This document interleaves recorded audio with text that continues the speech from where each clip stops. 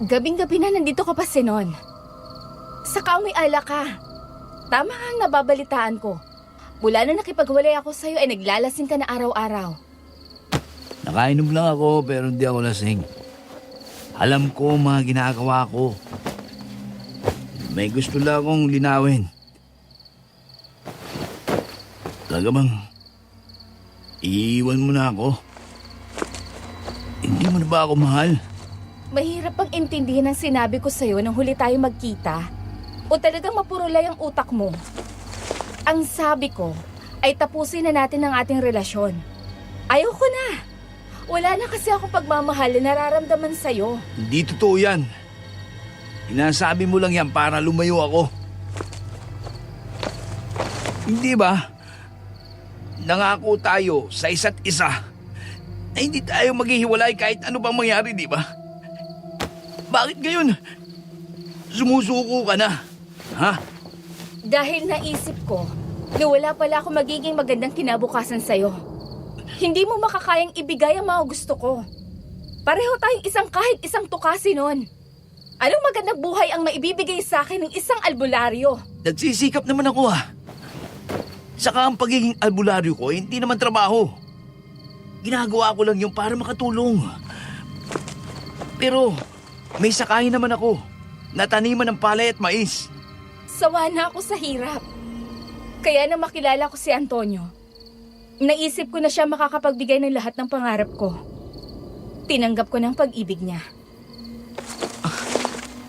Hindi mo pa siya gaano kilala. Pero sinagot mo na kaagad.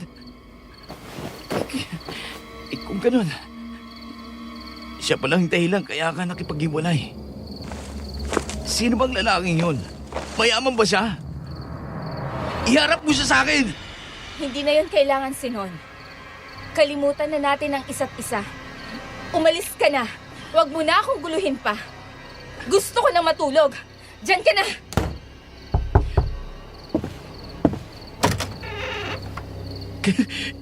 Andrea!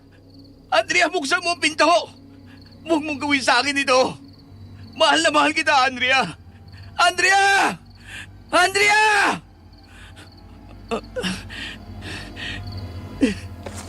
Ate Dina, tulungan mo naman ako.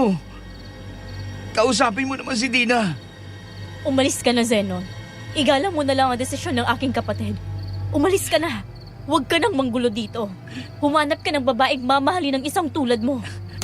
Ate Dina! Buksan mo ang pinto! Andrea! Huwag mong gawin sa akin to! Ha? Ano yun? Parang angin lang. Talagang siniswerte pa rin ako gayon.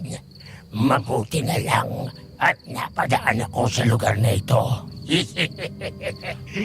Tamang-tama. Ikaw ang magiging hapunan ko ngayon. Hindi ako natatakot sa iyo, Aswang. Lalabanan kita nitong buntot pagi ko. Ha? Nasaan ang buntot pagi ko? Ako naman. Naiwanan ko pala sa bahay. Ha? Muntik mo na akong mapaniwala. Wala ka namang panlaban. Humanda ka. Kakainin na kita! Ha? Saklolo! Tulong! May aswang! Ah!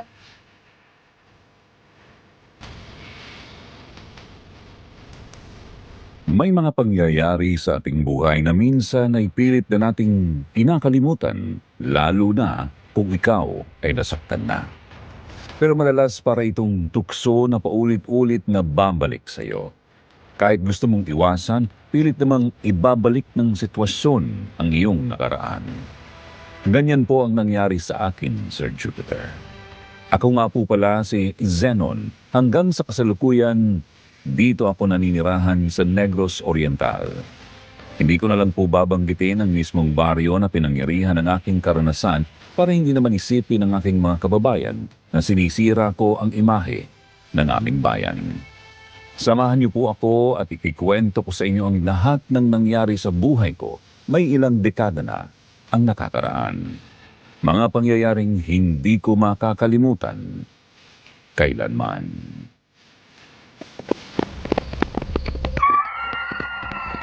Hindi mo ako matatakasan. Kahit lasang alak yung atay at puso mo, ay pagtatagaan ko na yan. Nagugutom na ako. Albularyo nga pala ako eh. Alam kong labanan ng mga ganitong klase ng aswang.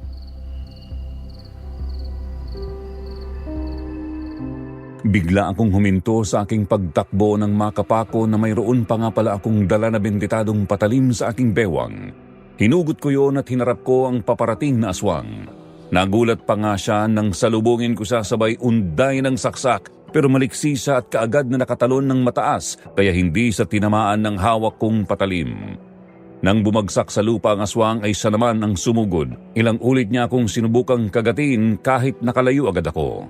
Nang masagi ng paa ko ang malalaking bato ay napalingon ako sa ibaba kaya kaagad kong dinampot ang bato at ibinato sa aswang habang sumusugod ako. Nang makalapit ako sa kanya ay muli ko siyang inundayan ng saksak. Nakalayo din siya pero natamaan ko pa din ang hita niya.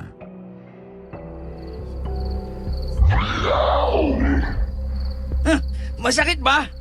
Hindi mo ba inaasahan na ganito ang gagawin ko, ha? Buwisit ka. Talagang ginagalit mo ako. Ganyan lang gusto kong lumalaban. Matagal na rin akong hindi nakakakita ng biktima na lumalaban kagaya mo. Malas mo! Dahil masama ang loob ko ngayon. Sa'yo ko ibubuhos ang lahat ng galit ko sa babaeng yun! Dalhin mo sa kamatayan ng sama ng iyong loob. Marami ang magiging masaya sa iyong kamatayan. Hindi ko alam kung sino ang mga sinasabi mo. Pero bibiguin ko kayo. Huwag mo akong iparis sa mga nabiktima mo na hindi makakayang ipagtanggol ng sarili. Tingnan nga natin hanggang saan naabot ang kayabangan mo!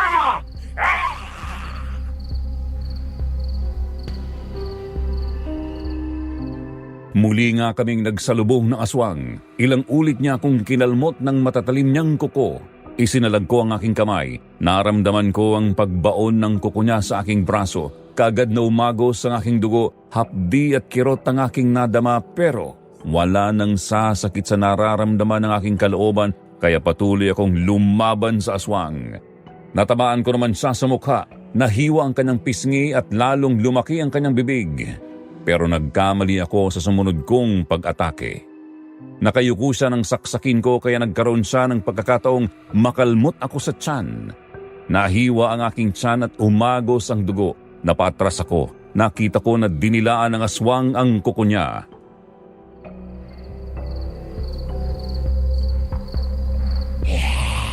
Ang tamis pala ng dugo mo. Lalo tuloy akong nauuhaw. Mainit-init pa. Hindi ko na ilagan ang pag-atake niya. Anong nangyayari sa akin?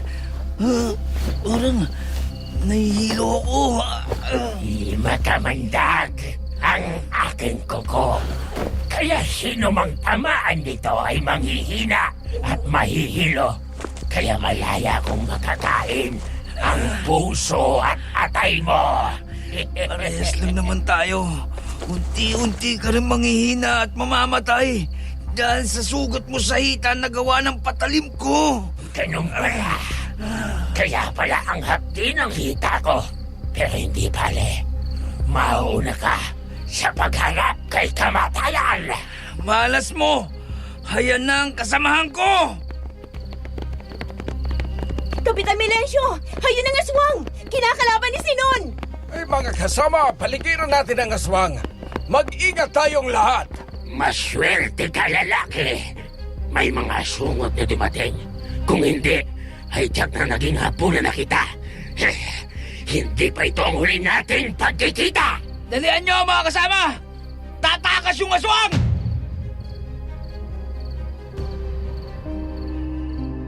Sa nanlalabo kong mga mata ay nakita ko pa nang tumakas ang aswang at tumakbo sa kadiliman. Hinabol naman siya ng mga taong baryo kasama si Kapitan Milencio. Noon na ako tuluyang bumagsak bago ko ipinikit ang aking mga mata. Nakita kong papalapit na sa akin si Annalyn. Nang ako'y magising, nakahiga na ako sa papag. Nang igala ko ang aking paningin, nalaman ko na nasa loob na ako ng aking kwarto. Muli kong naramdaman ang kirot ng aking sugat sa braso at tiyan, pero may balot na yon na malinis na puting tela.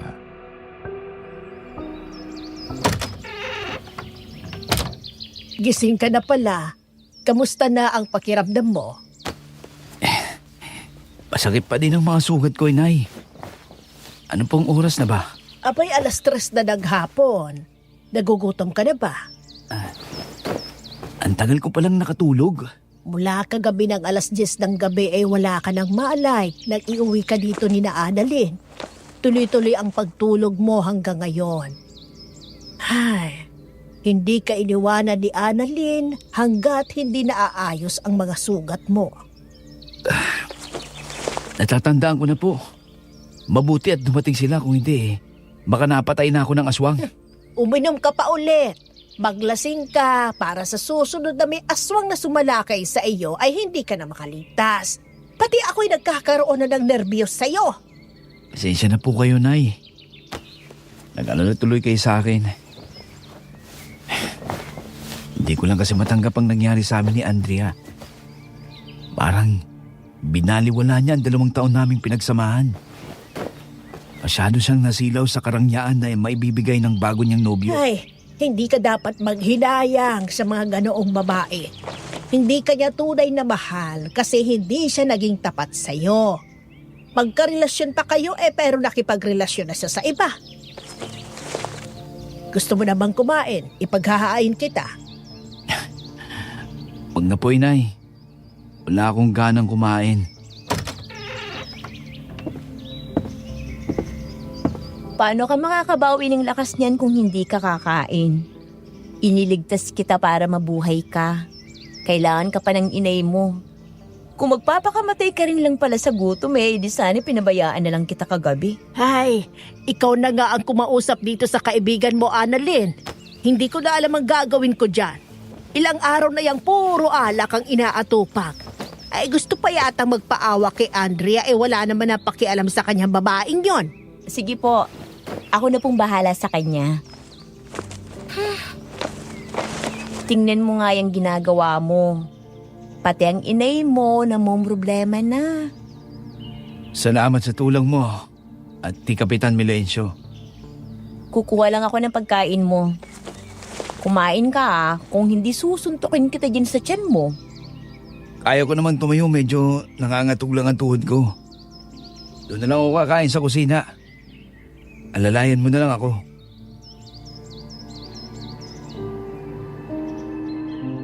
Sumang-ayon naman si Annalyn. Nagpunta kami sa kusina. Tinulungan niya akong makaupo sa isang upuang naroon, tapos ay kumuha siya ng pagkain sa kaldero.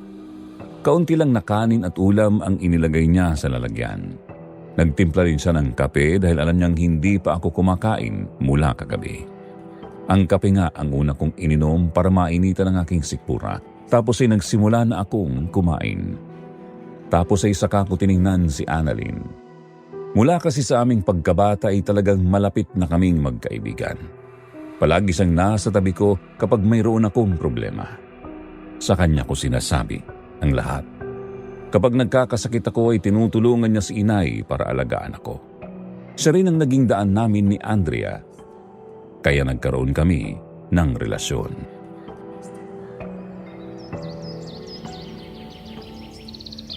Ikaw bang gumamot ng aking sugat? Kaming dalawa ni Kapitan Milencio. Huwag kang mag-alala. Malinis ng sugat mo. Lumabas na ang lahat ng kamandag ng aswang dyan kaya ligtas ka na. Maswerte ako at nagkaroon ako ng mga kaibigang kagaya niyo ni Kapitan Milencio. Teka, ano nangyari dun sa aswang na nakalabang ko kagabi? Ayun, nakatakas siya. Hindi na inabutan. Kahit nahihirapang tumakbo, nagawa pa rin kaming iligaw. Ang bulang yun. Hahanapin ko siya at papatayin. Iikutin ko ang buong baryo natin at titignan kung sino ang nahihirapang maglakad. Kaya nga kumain ka para lumakas ka. Kapag magaling ka na, tutulungan kitang hanapin ang aswang na yun. Tayo ang papatay sa kanya. Hirap kumain mag-isa. Sabayan mo na kaya ako. Kumain ka din para ganahan ako. Huwag na, kumain na ako sa bahay eh. Nagdala lang ako ng prutas. Hinog na kasi yung mga mangga na pinitas namin at pinahinog sa kalburo. Bago dinala ni Itay sa bayan, nagtabi na ako ng para sa'yo. Salamat, Annalyn. Talagang napakabuti mo sa akin. Hayaan mo. Ganti din ako sa'yo. O sige na. Sabayin mo na akong kumain. Oo nga naman. Mahirap kumain ng mag-isa. Sabayan natin siya. Ikuha mo nga ako ng plato at nang makakain din. Nakakagutom ang ulam ni Zenon. Tinolang manok. Paborito ko pa naman ito. Kayo pala, Kapitan Milencio. Sige na po. Maupo na po kayo at sabayan niyo akong kumain. Kumuha naman ng plato at kutsara si Annalyn at ibinigay kay Kapitan Milencio. Tapos ay nagsandok pa siya ng kanin at ulam. Sumabay silang kumain sa akin. Lumipas pa ang ilang araw ay nagbalik ang dating lakas ng katawan ko kasabay ng paggaling ng aking mga sugat. Nakalabas na ng bahay at nakapaglalakad-lakad sa labas ng bahay kasama si Annalyn. Araw-araw kasi siyang pumupunta sa aming bahay at nagdadala ng prutas. Minsan naman lutong ulam at iba-iba pang pagkain. Hanggang isang araw ay may sinabi siya tungkol kay Andrea.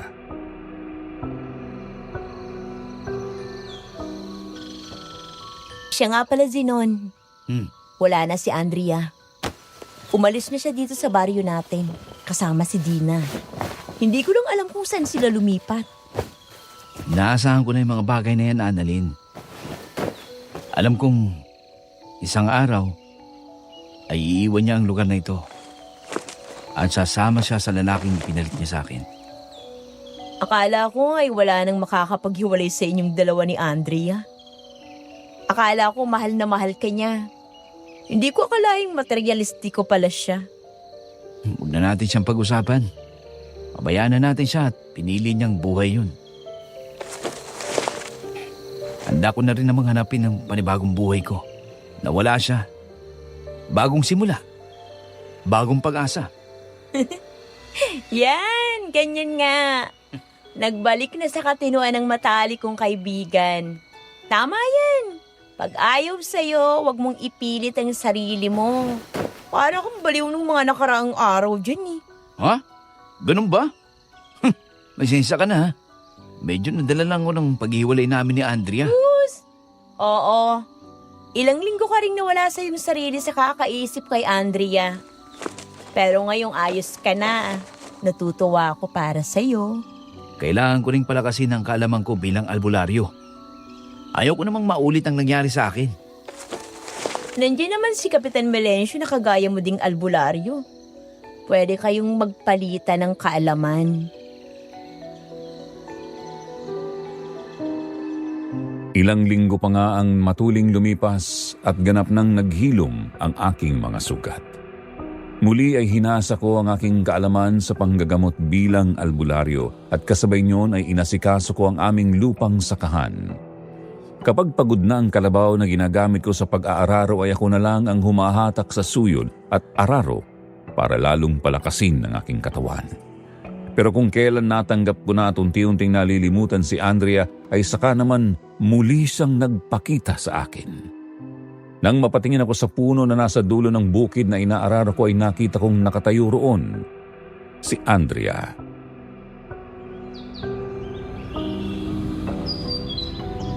Andrea. Si Andrea nga. Nagbalik siya sa akin. Uy, anong binubulong mo dyan? Si Andrea. Bumalik siya, Annalyn. Ayun siya, oh. Teka. Nasaan na yun? Nananaginip ka ba ng gising? Wala naman siya. Pero, kanina kasi, nakita ko naroon siya eh. Gutom lang yan. Halika at kumain na tayo. Nagluto ako ng sinigang na bangus at meron ding hinog na mangga. Pero, sigurado talaga kung siya yung nakita ko na nakatayo doon kanina. Sinon, patagal lang wala dito sa ating lugar si Andrea. Kinalimutan ka na niya, kaya kalimutan mo na siya. Eh ngayon kung talagang gusto mong malaman kung totoo nga nakita mo, sige puntahan mo. Lapitan mo yung malaking puno at tanungin mo siya kung nandyan nga ba si Andrea.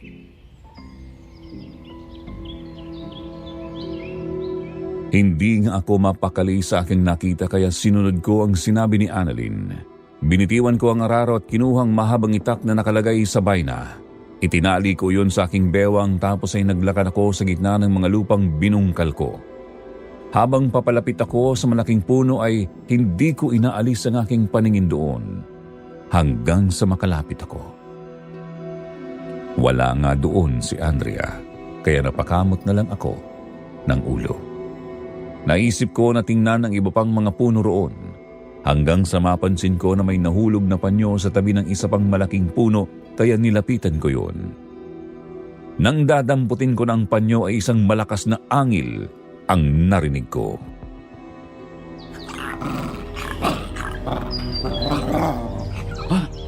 Napakalaking aso naman to. Halos kasing laki ko na. Hindi ka ordinaryong aso. Aswang yan, Sinon. Iwasan mong pag-atake niya. Aswang?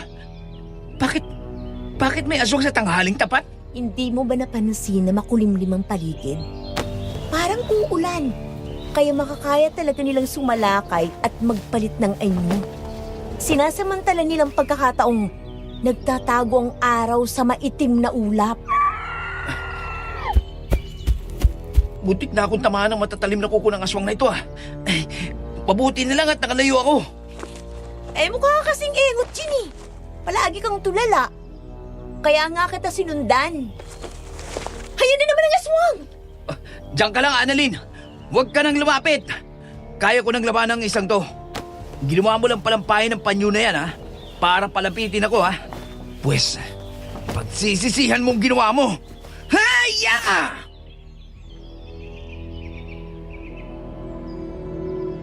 Nang sumugod ako ay magkakasunod na taga ang ginawa ko. Panay naman ang iwas na ginawa ng aswang. Palibhas ay alam niya yata na benditado ang itak na dala ko kaya panay ang atras niya at nang magkaroon siya ng pagkakataon, tinadyakan niya ako. Tumalsik ako at bumagsak sa tae ng kalabaw. Inis na inis ako. Paano nga'y doon ko nga pala itinatali ang aking kalabaw kapag mataas na ang sikat ng araw para makapagpahinga yun. Nang tumayo ako ay puno ng tae ang aking kamay at likuran. Narinig ko ang malakas na pagtawa ni Annalyn.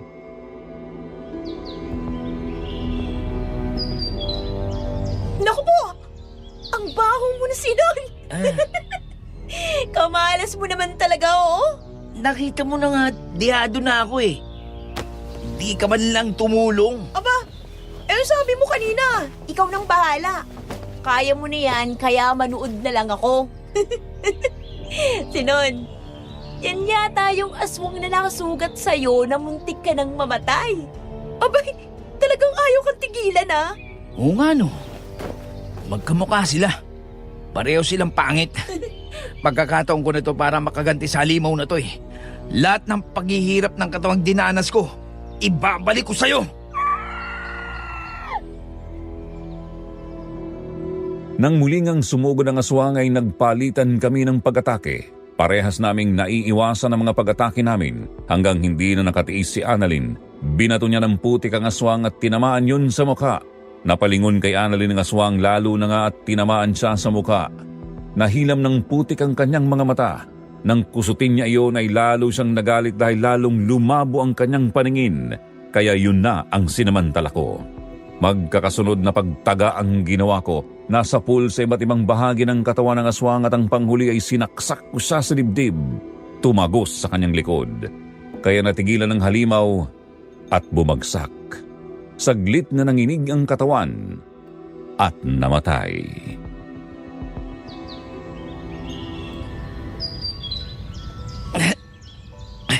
Salamat Parehas kayo ng aswang. Puro lakas at tapang ang ginagamit nyo pero wala kayong diskarte. Pero ibang aswang na to. Wala siyang sugat sa hita. Tama ka. Pero ano naman ang dahilan ng mga ito? Bakit galit na galit sila sa akin? Kung merong tao na malas, ikaw na yata yun. Palagi ka kasing nag-iisa, kaya palagi kang natitsyempohan ng mga gumagalang aswang. Narinig mo ba yan, Annalyn? Parang hindi lang tayo nandito Parang merong iba pang mga nagbabantay lang sa mga kilos natin. Oo, tama ka nga. Manda ka. Baka kalaban na naman yan. Patrader pa naman kung sumalakay ang mga aswang. Sa gawin yun. Pero parang umalis na siya. Tumakbong palayo. Kaya nakaapak ng tuyong kahoy. Baho mo. Amoy kang ebak ng kalabaw. Lumayo ka nga sa akin. Kadiri ka naman, oh. Arte naman ito. Hindi naman mabaho ang ibok ng kalabaw Ay, amuyin mo nga Hindi naman mabaho, di ba? Ayan. Ayan, Uy, ano ba? Bastos mo talaga. Bakit mo ako pinahira ng ebak ng kalabaw? Para parehas tayong mabaho. Ganun Ungis ka talagang lalaki ka, Gusto mo ng laro, Sige, ibibigay ko sa'yo. Teka. Anong gagawin mo? Anong gagawin mo,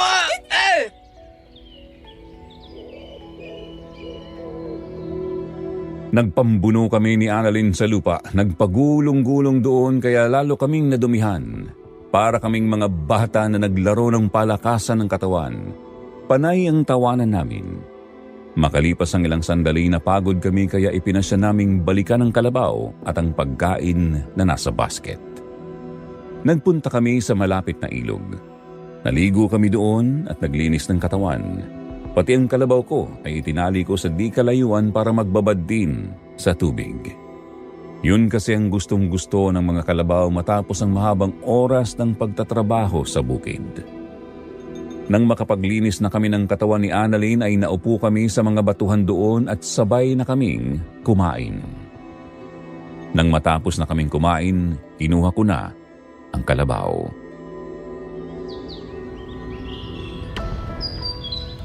Halika na. Umuwi na tayo. Sumakay ka na dito sa kalabaw ko. Naku, wag na. Baka mahulog lang ako dyan, Ayaw ko pang mapilaya, no? Napakatapang mo kapag aswang ang kaharap natin pero takot ka palang sumakay ng kalabaw. Sige. Sasakay ako kung sasakay ka rin. Payag ka ba? Sige. Ako unang sasakay Ganito lang yan. To, nakita mo to. Ganun lang kadali. Nakasakay na ako, halika na. Abutin mo ang kamay ko para hatakin kita paakyat dito. Sige ba? Hawakan mo ako ng mahigpit. Sige na. Pero kapag nahulog ako, lagot ka sa akin, Ang kulit naman sinabi na nga hindi kita pababayaan Ayaw kasi magtiwala. Pumayag din si Annalyn na sumakay sa kalabaw. Sa likuran ko siya umupo. Nang makasakay siya ay ramdam ko na talagang kinakabahan siya kaya kinuha ko ang kanyang mga kamay at inilagay sa aking bewang. Kumapit naman siya ng mabuti lalo na nang palakarin ko na ang kalabaw. At noong una ay tawa ng tawa si Annalyn habang nararamdaman ang marahang paggalaw ng likuran ng kalabaw.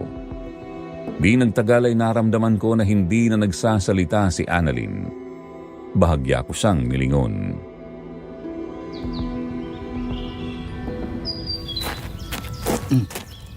Meron bang problema? Wala naman. Wala naman pero tahimik ka. Tsaka, nararamdaman ko madalas mong pagbuntong hininga. Paminsan-minsan napipiga mo ang aking tagiliran Bakit ba? Naisip ko lang kasi, napakabait mong tao. Maalalahanin at mapagmahal. Sinayang lang ni Andre ang isang kagaya mo. Madalas sabihin ng tatay ko noong nabubuhay pa siya. Kapag hindi daw ukol, hindi bubukol. Hindi daw sa lahat ng pagkakataon ay pwedeng mangyari ang mga kagustuhan natin. Ngayong may isip na ako, nalaman kong totoo nga yun. Siguro hindi talaga siya ang babaeng para sa akin. Kaya ganun. Kaya nga ako, ayaw kong magmahal Kahit maraming nagkakagusto sa akin at nanliligaw. Natatakot akong masaktan. Alam ko na yon. Kaya nga yung iba mong manliligaw, panay ang tanong sa akin kung ano ang relasyon natin. Kasi nga, malapit daw tayo sa isa't isa. Ano naman ang sinabi mo sa mga makukulit na yun? Aba sabi ko sa kanila magkaibigan lang tayo. Dapat sinabi mo na nobyo na kita para tumigil ng mga makukulit na yon. Ha? Ayaw ko nang may buntot ng buntot sa akin. Ayaw ko ng lalaking mahina at duwag. Gusto ko yung kagaya ko rin na kayang lumaban sa mga aswang.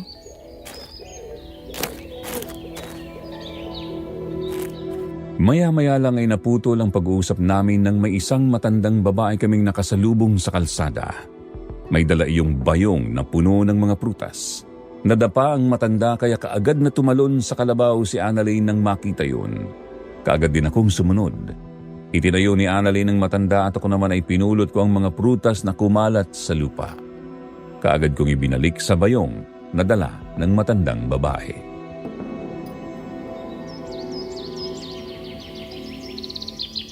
Ayos lang ba kayo, Lola? Dako, medyo nahilo ako, Edeng. Kaya pakiramdam ko ay umiikot ang aking paligid kaya ako'y dadapa. Baka nalipasan po kayo ng gutom kaya kayo bumagsak. Napagod lang ako, Edeng. Salamat sa tulong, ha. Ay, napakaganda mong dalaga. Ang haba pa ng iyong buhok.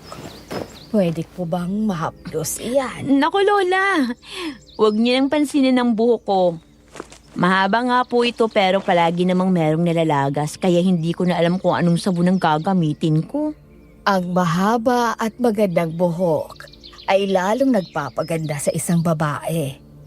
Ang lambot ng buhok mo, ang sarap haplusin. Dako, oo nga, madali nga siyang malagas. Ang dapat mong gawin ay pahiran mo siya ng langis ng niyog 1 oras bago ka maligo. Para sa gayon ay tumibay ang hibla niya. Sige po, ganun na lang ang gagawin ko. Maraming salamat din sa iyo, Amang, sa pagpulot mo ng mga dala ko. Walang anuman po, Lola. Sa susunod po ay magsasama kayo ng anak ninyo o kaya apo nyo sa inyong paglalakad. Para ano man ang mangyari, may tutulong sa inyo. Masyado silang abala sa kanilang mga ginagawa. Lalo na nga at nag-ahanda sila para sa nalalapit nilang kasal. Kayo bang dalawa mag-asawa na? Nako, hindi po, Lola. Matalik lang po kami yung kaibigan. Oo nga po, para lang kaming magkapatid. Ganun ba? Sayang naman. Bagay na bagay pa naman kayo. Sana ay dumating ang oras na tutuhanin niyo na ang relasyon niyo para hindi na kayo magkahiwalay.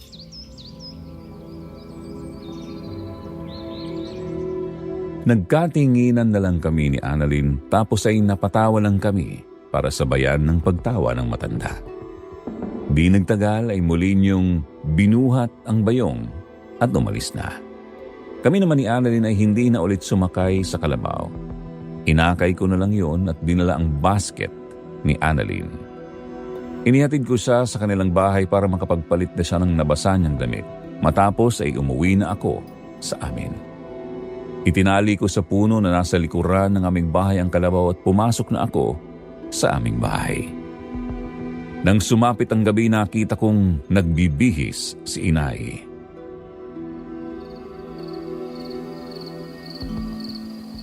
Aalis ba kayo, Nay?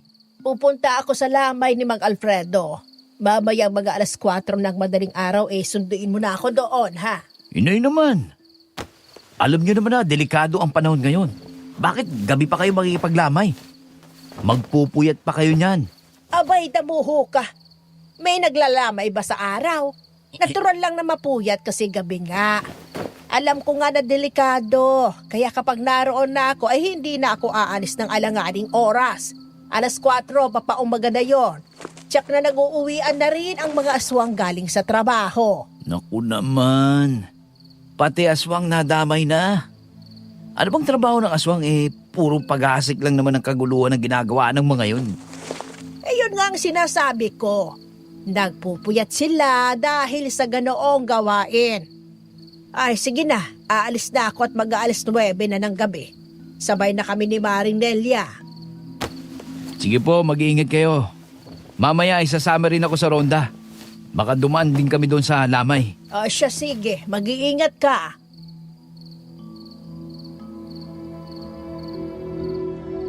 Nang makaalis na si inay, nahiga naman ako sa papag na nasa aking kwarto. Dahil mainit ang gabing yun ay hinubad ko ang aking damit. Napapaidlip na ako nang marinig ko na bumukas ang pintuan ng aking kwarto. Nakita kong nakatayo roon si Annalyn. Nakasuot siya ng duster at ang mukha niya ay puno ng makeup at mayroong mapupulang lipstick. Napansin ko ang mapupungay niyang mga mata na parang nang-aakit. Ang labi niya ay nanunulis na parang naghahamon na halikan ko siya.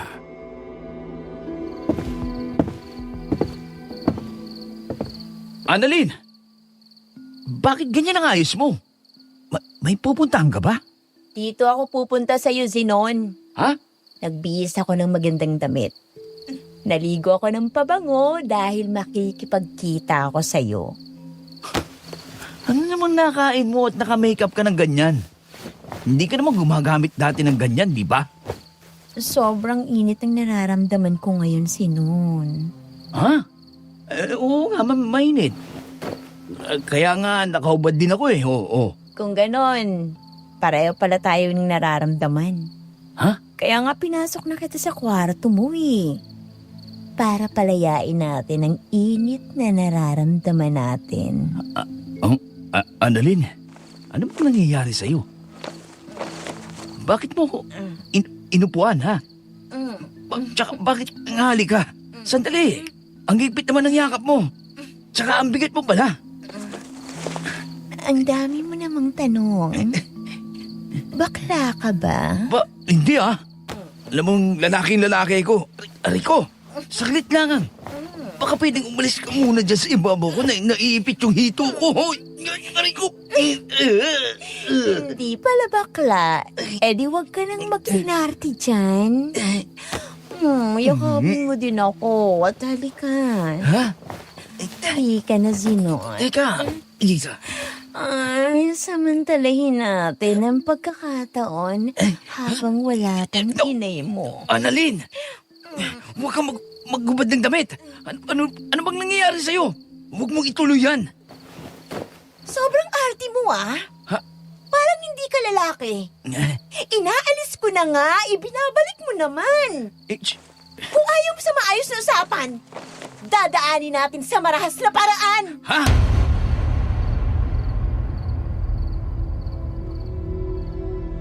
Nagulat ako nang mula sa likuran niya ay kinuha ang isang patalim. Kaagad niyang iniangat yun na talagang plano akong saksakin sa dibdib. Mabuti na lang at kaagad kong nasalag ang kamay niya bago pa ako tamaan ng patalim. Kaagad akong bumiling para makabuelo ako habang nagpapambuno kami ni Annalyn at nag-aagawan sa patalim. Noon ko muling napansin ang mga mata niya. Nawala na ang dating mapang-akit niyang mga tingin. Napalitan niyo ng nanlilisik at nakakatakot na paningin na parang papatay ng tao. Noon ko natiyak, parang nawawala siya sa sarili.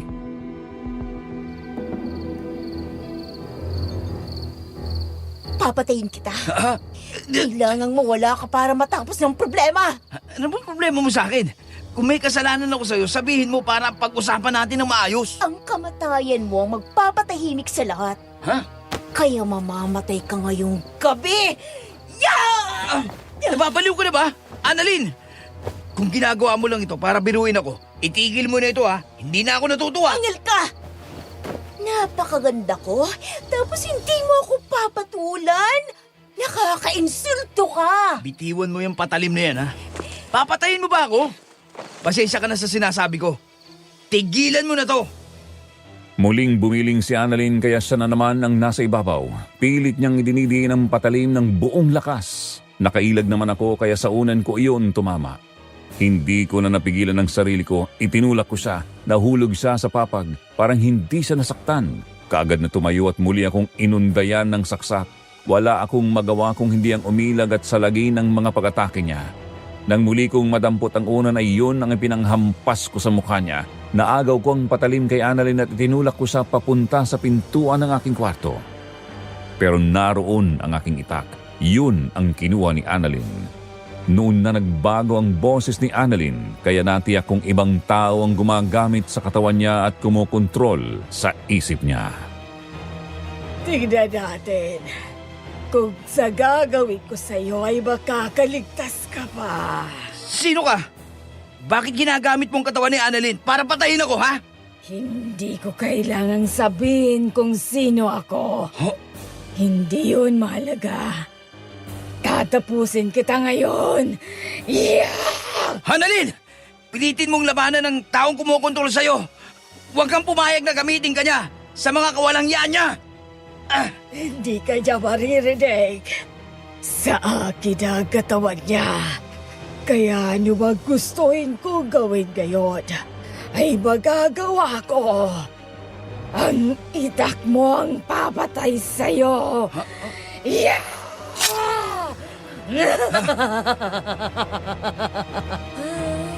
Bakit panay ang ilag mo? Labanan mo ko. Saktan mo ko. Buisit ka. Iwanan mo ang katawan ni Annalyn at maglaban tayo. Mas mabuti na ang ganito. Kontrolado ko ang sitwasyon. Hindi mo naman siguro magagawang sakta ng babaeng ito, hindi ba? Ba't Kaya ako lang ang pwedeng umatake.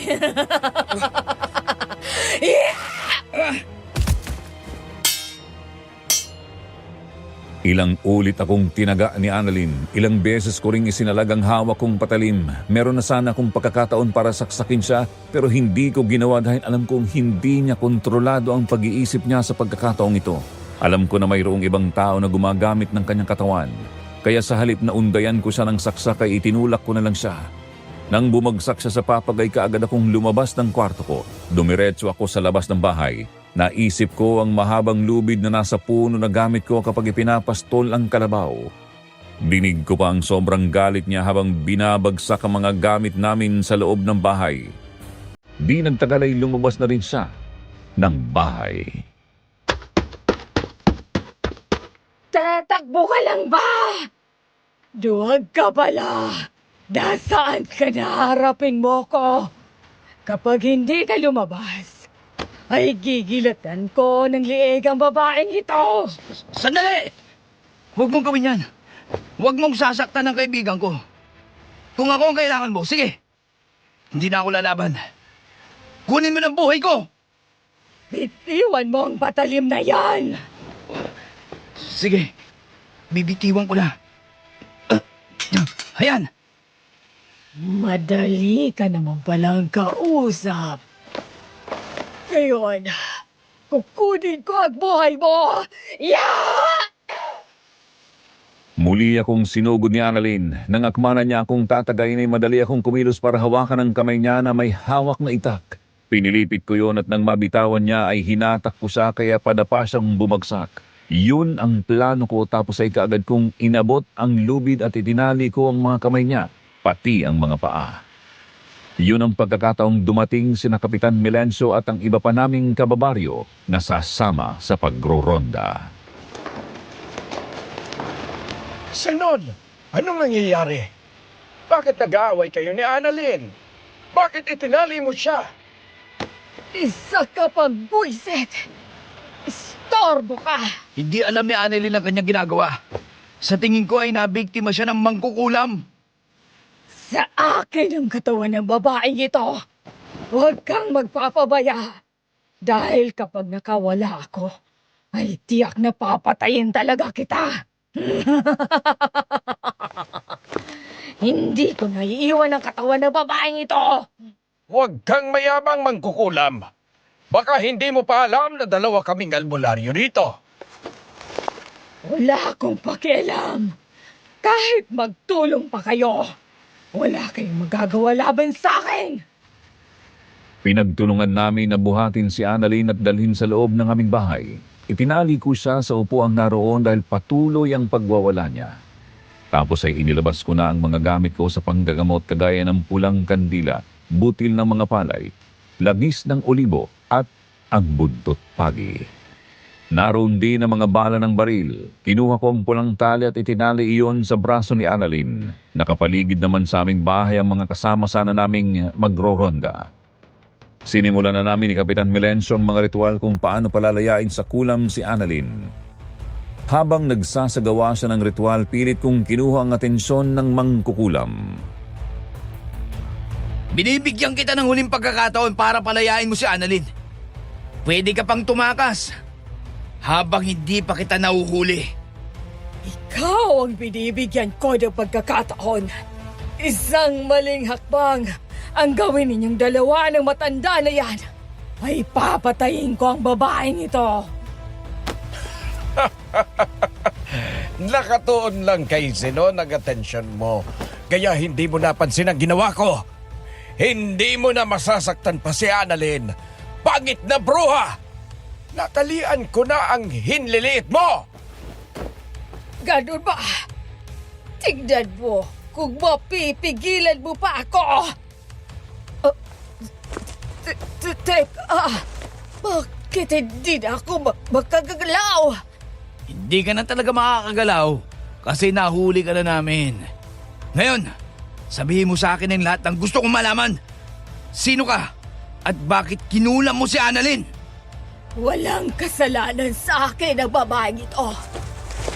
Ginamit ko lang siya para makalapit sa'yo. Ikaw talaga gusto kong patayin. Anong kasalanan sa'yo ni Zenon? Magtapat ka! Kung hindi ay babaliin ko ang daliri mo. Sino ka? Aray ko! Maraming atraso sa aming pamilya ang lalaki ito. Una na roon ang pilit niyang pag-agaw sa kaligayahan ng aking anak. Ikalawa, ang pagpatay niya sa kapatid ko. Wala akong alam sa mga sinasabi mo. Wala akong pinatay na inosenteng tao. Pero aswang meron. Iyon na nga ang atraso mo sa akin. Mapatay mo ba ako?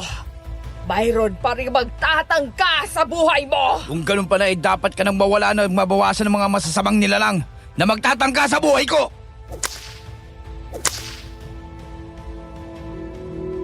Ilang malalakas na hataw ng buntot pagi ang ginawa ko. Tumama sa katawan ni Annalyn. Dinig namin ang malakas na sigaw ng mangkukulam dahil nasasaktan sa bawat tama ng buntot pagi. Di nagtagal ay nawala ng malay si Annalyn kaya itinigil ko na ang ginagawa ko. Nang hawakan ko ang mukha ni Annalyn at iangat ko ay dumilat siya. Nagulat siya nang makita na magkalapit na ang mga mukha namin. Nang igalaw niya ang mga kamay at paa ay hindi niya magawang kumilos.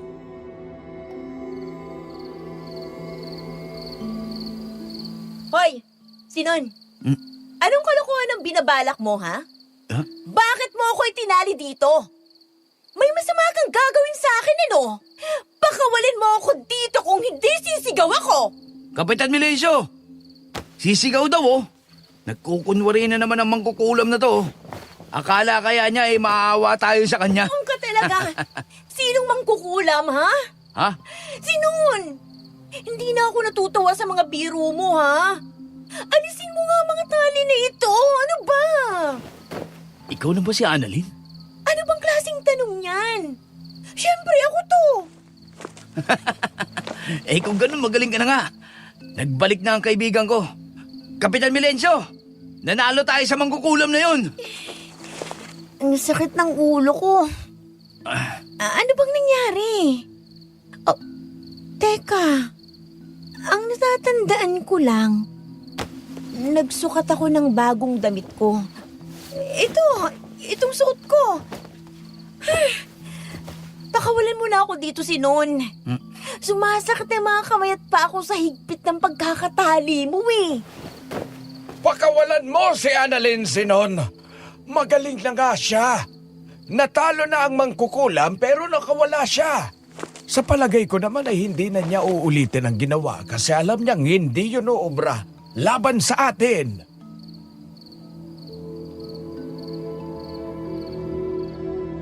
Sumang-ayon naman ako kay Kapitan Melencio.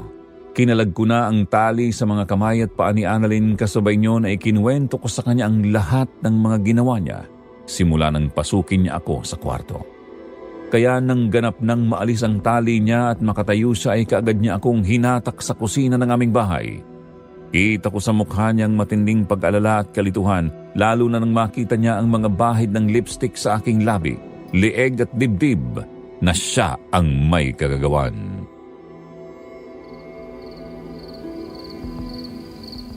Sabihin mo sa akin ang totoo. May nangyari ba sa atin o wala? Walang nangyari sa atin. Hindi ka nagtagumpay na makuha ang puri ko, no? Kasi pumalag ako. Kahit na sobrang bigat mo. Nagpilit akong makawala. Pero, ramdam ko yung palaka nung naipit. Ang lapad pala ng likod ng palaka mo. Anong pala kang sinasabi mo, ha? Nabuang ka na naman, tawa ka ng tawa dyan. Wala. Kalimutan mo na yon. Ang malagay, magaling ka na ngayon. Kaya pala, ang pula ng labi at makeup mo, may bala ka pala. Baka niloloko mo lang ako, ha? Baka sinamantala mo ang lahat habang wala ako sa katinuan. Pakikiramdaman kong mabuti ang sarili ko, lalo na yung aking. Kapag may naramdaman akong kakaiba, umanda ka sa akin, ha? Kapag hindi mo ako pinanagutan, papatayin kita. Walang nangyari sa atin, ang kulit mo, no? Tsaka hindi ako lalaking kaladkarin na kaunting halik at yakap lang bumibigay na. Ibibigay ko lang ang puri ko sa babaeng mahal ko, no? Gago. Kung magsalita ka, parang ikaw pang biktima, ha? Baka kaya ka tumatawa ng ganyan nakita mo ng lahat ng tinatago ko. Kaya nasabi mo malapad ang likod ng palaka ko, ha? Wala na ako may tatago sa'yo kung ganun. Bakit ka umiiyak? Hindi ako mapagsamantalang tao, no? Alam mo yan, kaya wala kang dapat na alalahanin. Wala akong nakita. Yung halik at yakap lang. Pero, dati mo naman ang ginagawa sa akin ng mga bagay na yun kapag natutuwa ka, di ba? Kailangan mo akong panagutan kapag lumobo ang tiyan ko.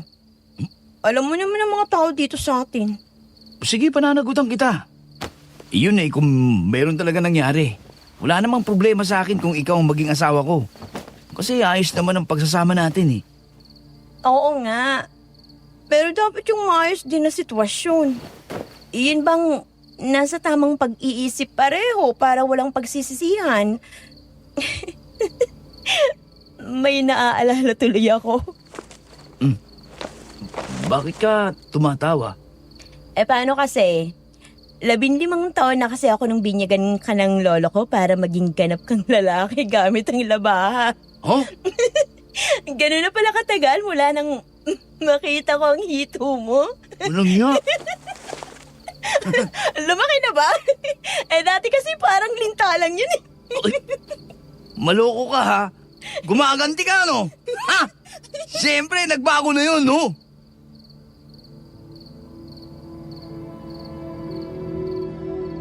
Maya-maya lang nagtawanan na kami ni Annalyn. Tapos ay kinurot niya ako sa tagiliran. Kaya nang bumalik kami kina Kapitan Milencio ay maayos na ang lahat. Nang magronda, sumama kami ni Annalyn. Pinahiram ko na lang siya ng jacket para hindi na siya umuwi sa kanila para magpalit ng damit. Naging maayos naman ang pagroronda namin ng gabing yun. Kaya matapos naming magronda, nagtuloy na kami sa lamay kung saan naroon si Inay.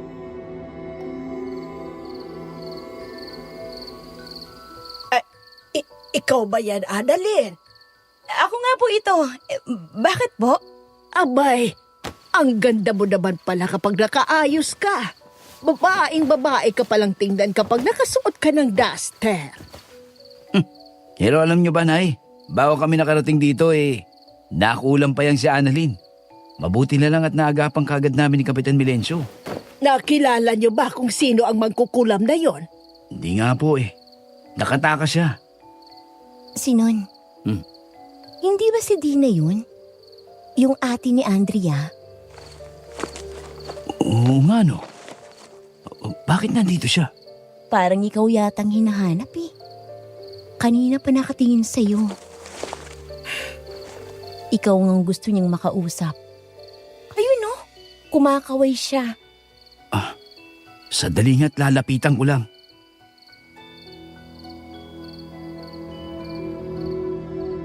Nang lapitan ko nga si Ate Dina ay lumayo kami ng bahagya sa mga taong naroon.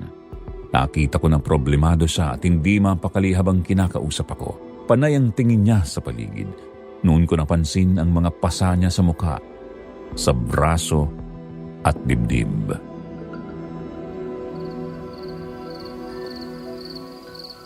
Ikaw talagang hinahanap ko, Zenon. Hindi ako maaaring magtagal dito. Ano naman ang kailangan mo sa akin, Ate Dina? Baka naman pwede mong tulungan si Andrea. Ikaw lang ang taong makakatulong sa kanya ngayon. Heto ang address kung saan siya nakatira ngayon. Hindi ba kaya kayo umalis dito sa baryo? Ay sumama na kayo sa magiging asawa ni Andrea. Ang balita ko nga ilang linggo lang ikakasal na sila, hindi ba? Isang malaking pagkakamali ang ginawa ni Andrea. Asal hayop si Antonio. Hindi pa nga sila kasal pero ilang ulit na niya sinaktan ng kapatid ko. Ikinukulong pa niya sa kanilang bahay na parang preso. Parang awa mo na. Tulungan mo naman siya. Itakas mo sa bahay ni Antonio. Ikakamali ka ng taong nilapitan, Ate Dina. Wala akong magagawang tulong sa kanya. Pinili niya ang ganyang buhay. Kaya kung ano man ang nangyayari sa kanya ngayon, tanggapin niya. Kung gano'n ang ginagawa sa kanya, tumawag kayo ng pulis o barangay tanod. Nakikiusap ako sa iyo, Zenon. Tumakas lang ako doon kasi pati ako ay sinasaktan ng ina ni Antonio. Hindi na ako pwedeng bumalik doon. Nakiusap din ako sa iyo noon. Nakakausapin ko si Andrea na huwag akong iwan. Wala kang ginawa. Pinabayaan mo lang ng tuluyang kami magkahiwalay. Kaya ngayon, pasensya ka na din kasi wala akong magagawa sa problema ninyo. Kasalanan ko din ang lahat ng nangyari. Ako ang nagtulong kay Andrea na piliin si Antonio kaysa sa'yo sa paghahangad ko ng marangyang buhay. Patawad, Zenon. Patawad din, Ate Dina. Pero mayroon din akong problema na kinakaharap ngayon. Palaging nasa panganib ang buhay ko. Kaya mas uunahin ko na ang sarili ko.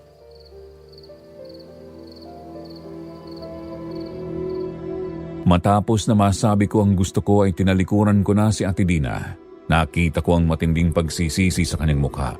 Bumalik ako kay Annalyn. Nang lingunin ko siya ay nakita kong umalis na siya. Noon ko lang tiningnan ang papel na inabot niya sa akin. Isa iyong liblib na baryo. Tiningnan din ni Annalyn ang papel, panay ang buntong hininga niya ng agawin sa akin yun. Nilukot at saka itinapon.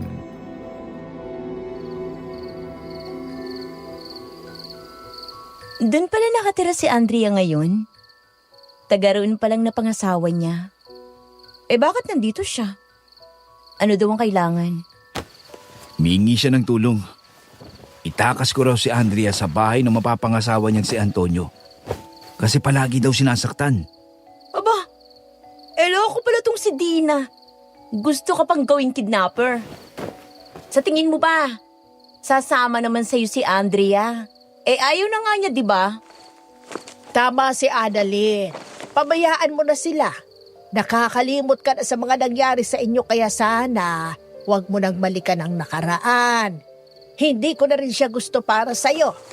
Hay, mabuti pa itong kaibigan mong si Annalyn. Hindi kanya idiwan sa lungkot at kagipitan kahit noon pa. Kaya nga po, Inay. Hindi naman ako susugod doon para lang makipag-away at bawiin pa siya. Tapos ng lahat sa amin. Ay, mabuti naman kung ganoon. O, sige na, umuwi na tayo. Ay, hatid na muna natin itong si Annalyn bago tayo umuwi. Aling Josefa, 3 bahay lang po ang pagitan ng ating mga bahay kaya hindi na ako kailangan pang ihatid. Ay, basta ihahatid ka pa din namin. Tayo na, sabay-sabay na tayong umuwi.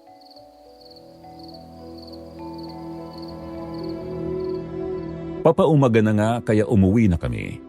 Inihatid namin si Annalyn pero bago kami umuwi, kaagad akong nakatulog nang makapasok ako ng kwarto.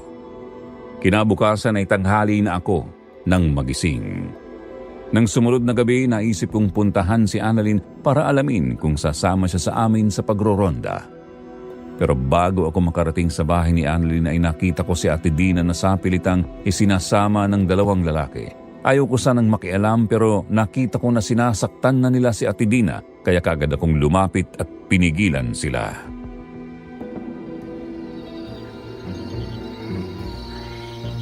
Mang Sidro, pakawalan mo na ako. Para mo nang awa. Ayaw ko na bumalik sa inyong bahay. Pabayaan niyo na lang ako. Huwag ka na gumawa ng iskandalo, Dina. Sumama ka na ng maayos. Talagang matigas ang ulo mo, Dina. Baka gusto mo na dito na kita tapusin. Bakla lang ako pumapatol sa babae. Kung ayaw sumama sa inyo, huwag nyo nang pilitin. Tulungan mo ako, Zinon. Ayaw ko na talagang bumalik sa kanilang lugar. Tsak, nasasaktan na naman ako ng ina ni Antonio. Baka nga patayin pa nila ako. Nagkita tayong muli, Sinon.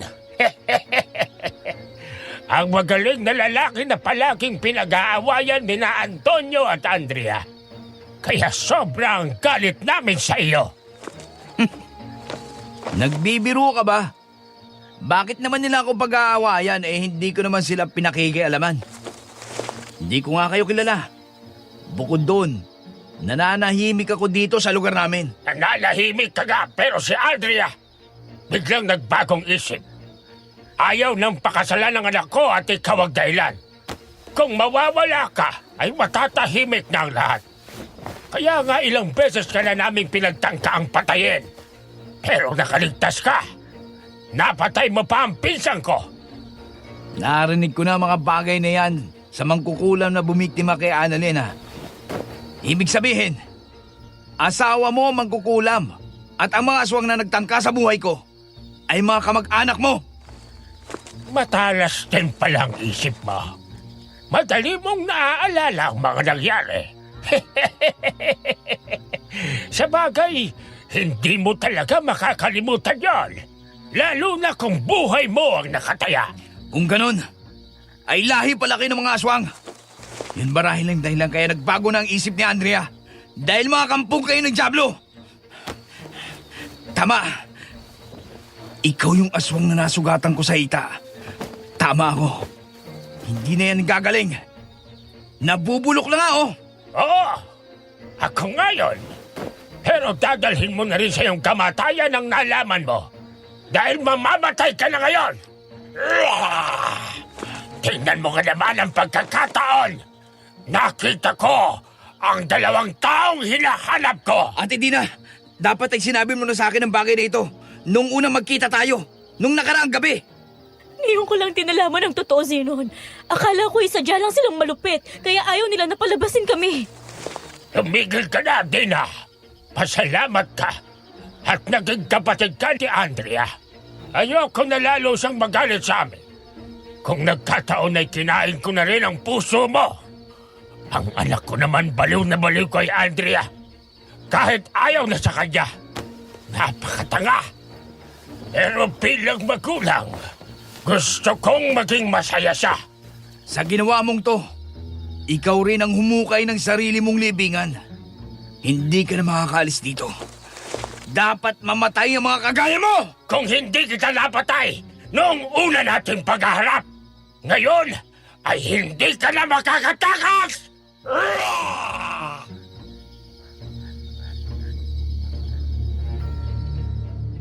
Kaagad kong hinugot ang itak sa baina nang makita kong sumugod na sa akin ang aswang na kasama ni Mang Sidro.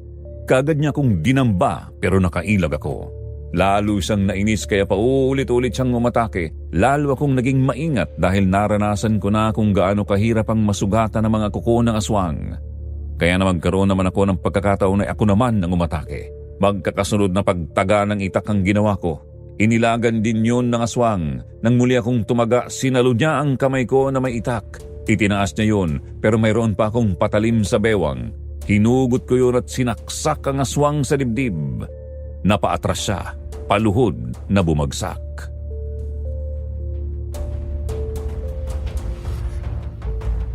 Ano bang ginagawa mo, Ilong? Isang pipitsuging albularyo lang ay hindi mo pa mapatay!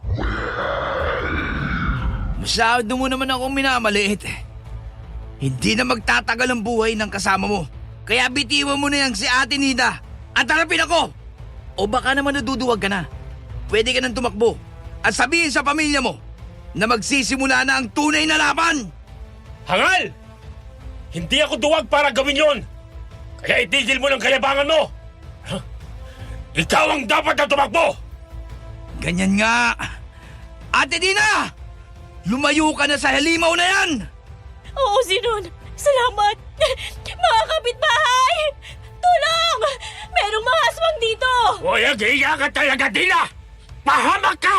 Ako ang harapin mo, halimaw ka! Ang kamatayan mo magiging mensahe ko sa kanila na humanda sila sa gagawin kong pagtugi sa kanila! Yeah! Sige! Tapusin na natin to! Iuuwi kong ulo mo para matahimik na si Andrea. Ipapakain ko sa kanya ang atay mo para tuluyan na siyang maging aswang! Parehong puno ng galit ang puso namin ni Mang Sidro, kaya na mag-abot kami ay naging mainit ang aming paglalaban. Gamit niya ang matatalas niyang mga kuko at pangil ng salakayin ako. Patalim at itak naman ang ginagamit ko para labanan siya. Mas malakas at mabilis siya sa kanyang kasama kaya kahit anong ilag ko, natatamaan pa rin ako ng mga pag-atake niya. Yun nga lang, hindi naman masyadong malalim ang mga nagiging sugat ko. Makalipas ang ilang sandali, tumigil kami sa paglalaban. May ibubuga ka rin pala. Mas magaling ka na ngayon, ha? Pero hindi mo pa rin naiwasan ang mga pag-atake ko. Tingnan mo ang mga braso at dibdib mo. Umaagos ng dugo. Kaya lalo kong nasisiyahan. Ikaw rin, sa sobrang galit at tiwala mo sa sarili mo, hindi mo na namamalayan na nasugatan na rin kita!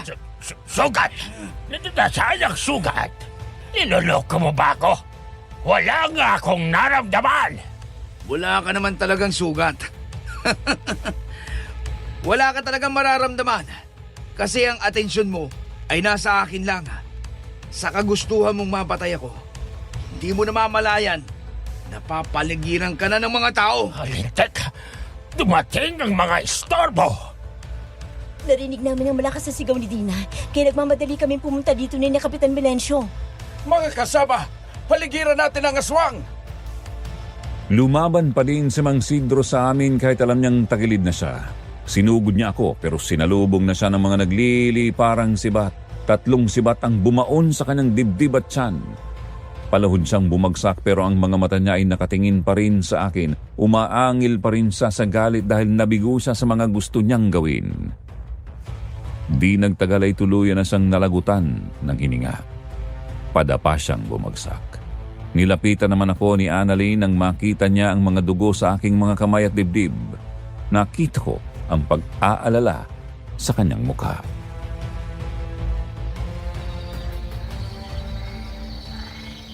May sugat kasi nun. Sabi ko naman kasi sa'yo, palagi kang mag-iingat. Hindi ka marunong makinig sa akin eh. Huwag kang mag-alala sa akin. Mababaw lang naman ang mga sugat na ito. Ayos lang ako. Tingnan ko nga. Mabuti naman at mababaw lang pala ang mga sugat mo. Annalyn, pupunta ako sa baryo kung saan nakatira ngayon si Andrea. Pero bakit pa? Umalis na nga siya para magpakasal sa bago niyang nobyo tapos gugulihin mo pa? Bakit kailangan mo pang balikan ang nakaraan? Hindi na ito tungkol kay Andrea. Tungkol na ito sa akin. Yung mga aswang na sumasalakay dito ay pinagtatangkaan ang buhay ko. Mga kamag-anak ng mapapangasawa ni Andrea. Inuturing nila akong balakid sa pagsasama ni na Andrea at Antonio. Delikadong iniisip mo kung dadayo ka sa lugar nila. Hindi na naman ako magkakaroon ng katahimikan dito. Palagi rin naman nasa panganib ang buhay ko eh. Kaya mas maganda na harapin ko na sila para matapos na to. At itong si Ate Dina ang magtuturo sa akin kung nasaan ang kuta ng mga aswang na yun. Sasama ako sa iyo. Hindi kita maaaring pabayaan na lumakad ng mag-isa. Pero kailangan natin na matutuluyan sa lugar na yun habang pinag-aaralan kung paano sila haharapin. Saan bang lugar ang sinasabi mo, Zenon? Baka mayroon akong maitutulong.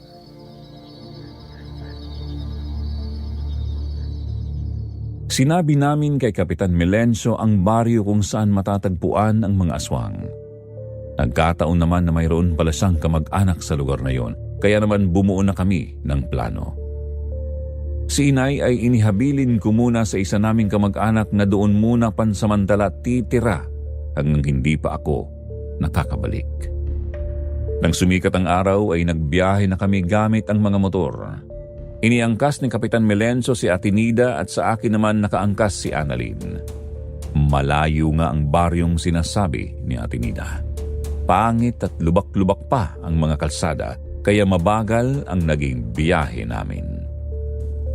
Makalipas ang halos 3 oras ay nakarating kami sa baryo. Pansin ko na halos ang mga bahay doon ay sarado kahit tanghali na.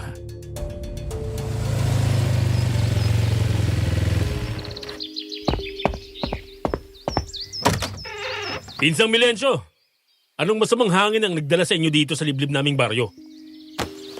Tuloy kayo sa aking bahay. Magandang umaga, Pinsang Fidel. Kailangan namin ng tulong mo ngayon. Sige, pag-usapan natin yan. Ang dami mong kasama. Sila sina Sinon, Annalyn at Dina. Mga kababaryo ko mga yan. Kailangan namin ng pansamantalang matutuluyan habang nandito kami. At kung mayroon ka pang mga kasamahan dito na maaaring tumulong sa atin, ay baka pwedeng pakiusapan din sila. Tungkol ba yan sa mga aswang? Bakit mo alam ang sadya namin? Problema din kasi namin dito yan. Kaya kung napansin niyong lahat ng mga bahay dito ay sarado, kahit mataas ng araw. Kasi lahat ay napupuyat sa gabi. Dahil sa mga salot na aswang na dumadayo dito para mambiktima. Kaya nga lang hindi namin mauli. Hindi kasi namin alam kung nasaan sila. Kung gano'n pareho lang pala tayo ng problema. Yun mismo ang dahilan kaya kami narito. Ang mga aswang na dumadayo sa amin ay mga taga rito sa inyo. Ang ibig niyo bang sabihin ay nandito sa aming baryo mga aswang? Oo, taga rito sila. Napatunayan namin yon nang mapatay namin ang aswang kagabi. At si Ate Dinang tutulong sa atin. Ang pamilya ni Antonio ang aswang. Ang mga magulang niya ay sina Mang Sidro at Aling Salud. Sigurado ka ba sa sinasabi mo? Baka nagkakamali ka lang. Hindi ako maaaring magkamali dahil galing na ako sa bahay nila. Tumakas lang ako pero ang aking kapatid na si Andrea, nandun pa sila sa bahay ng mga aswang na yon. Ang mga taong sinasabi mo ay ginagalang ng mga taga rito. Mayaman ang pamilyang yan. At silang tumutulong sa mga taga rito lalo na sa panahon ng tagtuyot.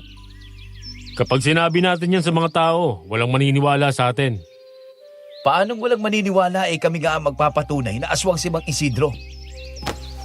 Napatay namin siya kagabi sa aming baryo. Nasaan si Mang Sidro? Ano siya mangungumpisal sa mga taga rito kung tinapos niyo ng buhay niya? Baka baligtarin pa nila ang mga pangyayari at kayo ang akusahan ng mga kriminal.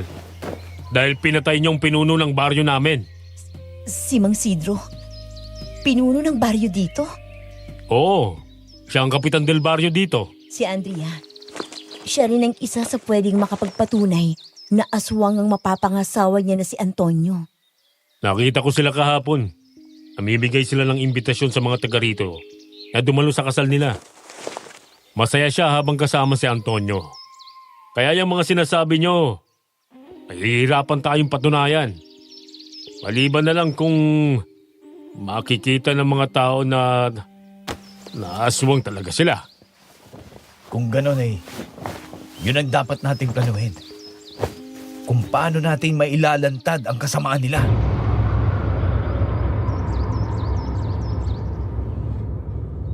Bigla ay natahimik kaming lahat. Hindi kasi namin inaasahan na ganoon ang malalaman namin pagdating sa lugar na yun. Matagal akong nakatingin kay Annalyn, tapos ay tiningnan ko si Ate Dina. Panay ang buntong hininga ko habang nag-iisip ng paraan.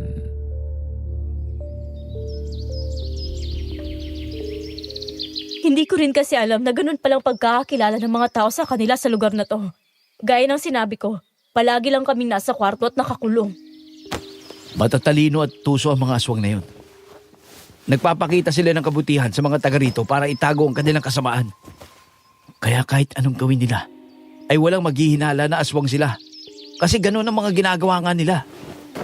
Noong nakaraang anihan nga ang lahat ng mga inani nilang palay ipinamigay lang sa mga taga rito. Halos wala silang itinira sa kanila. Hindi naman kasi nila kailangan yon dahil hindi naman sila kumakain ng kanin. Ang mga tao rito ay pinapakain nila sa kanilang mga palad para gawin nilang pagkain kapag sila ay nagugutom. Teka muna, Dina. Paano ka nakatakas sa bahay nila? Nang sabay-sabay silang umalis ng gabing yon, naiwanan lang ang isa nilang tauhan para magbantay sa amin ni Andrea. Nang maramdaman namin na may nagbubukas ng pintuan, nagtago kami sa ilalim ng kama. Akala ng bantay ay nakatakas kami kasi nakabukas din ang bintana, kaya nataranta siya na lumabas ng bahay. Hindi na naisara ang kwarto kaya nakatakas ako. Bakit hindi mo pa isinama si Andrea sa pagtakas? Kasama ko siya, pero nadapa siya at napilayan. Kaya siya lang yung nahuli ng mga tauhan ni Antonio at ibinalik sa bahay. Ay, hindi ako naniniwalang masaya siya. Baka ginagawa lang niya yun para hindi na siya saktan ni Antonio. Ang mahalaga ngayon ay kung paano ang gagawin natin para maging kaisa natin ng mga taga rito. Para tapusin ang pagkukunwari nilang mababait. Kung ganon, ay bantay sa lakay pala mga walang hiyang yun. Kaya pala tumulong pa sila sa akin sa pagpapalibing ng aking asawa na nabiktima ng aswang. Sila rin palang may kagagawan. Ganoon na nga. Para kahit ilan pa ang mabiktima nila, ay hindi sila paghihinalaan ng mga tao. Wala kayong kaalam-alam na pinapaikot labang kayo sa kanilang mga palad. Kaya pala kapag kasama namin si Mang Sidro hindi namin mahuli ang aswang. Naliligaw kami palagi kapag sumasalakay ang mga aswang na kamag-anak nila.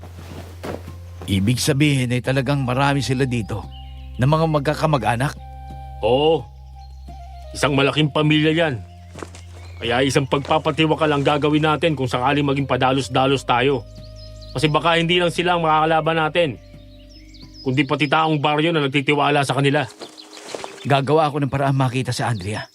Kailangan malaman din ni Antonio na nandito na ako para siya na ang mismong maunang kumilos. Hihintayin natin na magkamali siya.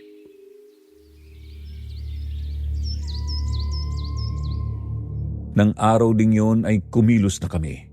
Kasama namin si Ate Dina nang maglakad-lakad kami sa baryo. Naglagay siya ng bandana para hindi sa basta-basta makikilala. Nang mga oras na yon, maraming bahay na ang nakabukas ang mga pintuan at bintana. Napansin ko na lahat ng mga tao ay sa amin nakatingin. Lahat ay nagbabantay sa aming mga kilos, lalo nang magpunta kami sa tindahang malapit lang sa bahay ni na Antonio.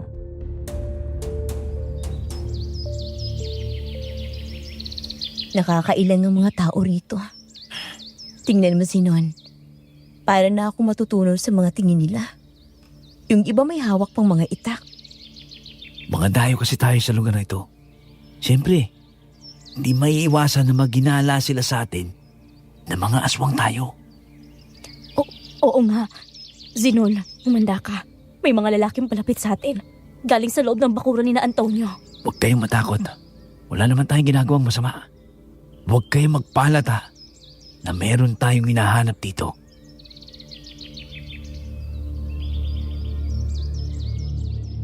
Nang lumapit nga sa amin ang tatlong lalaki ay bigla na lang akong sinuntok bago pa ako makapagpaliwanag. Mabuti na lang at alerto ako. Nasalag ko yun at umatras ako. Pero tumulong na rin ang dalawa pang lalaki kaya naman wala akong nagawa kung hindi ang lumaban. Pati si Annalyn ay lumaban na rin ng mano-mano sa isang lalaki. Ang mga tao sa aming paligid ay hindi man lang nakialam. Lahat ay nanonood lang sa nangyayari. Ilang saglit pa, napatumba naman ni Annalyn ang tatlong lalaki. Pero sa halip na umalis sa mga yon ay matuling tumayo at nakipaggirian sa amin ni Annalyn.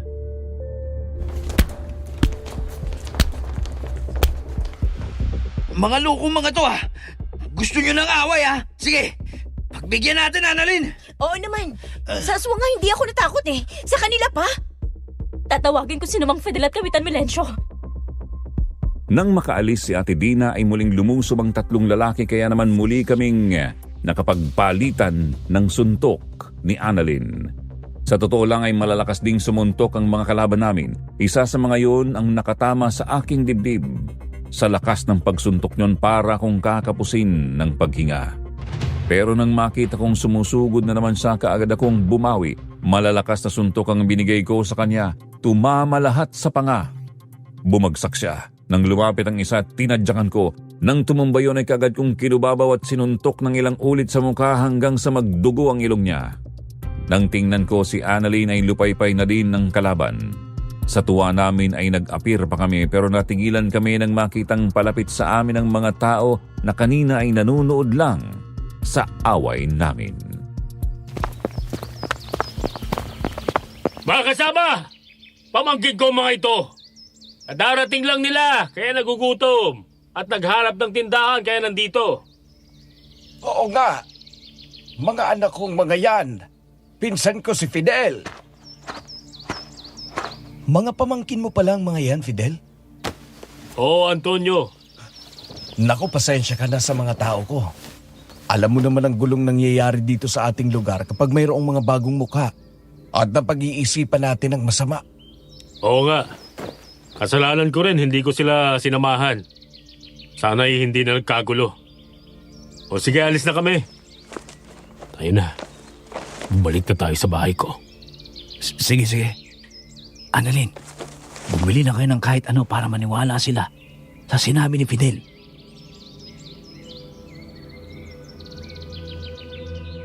Sumang-ayon naman sa akin sina Annalyn at Ate Dina. Bumili sila ng tinapay at kape pero habang hinihintay ko sina Annalyn ay napatingin ako sa malaking bahay ni na Antonio. Nakita kong nakasilip sa bintana si Andrea. Nakita rin niya ako kaya napatingin siya kay Antonio. Nang tingnan ko si Antonio, nakita kong nakatingin din siya sa akin. Tapos ay ngumiti. Di nagtagal, muling lumapit.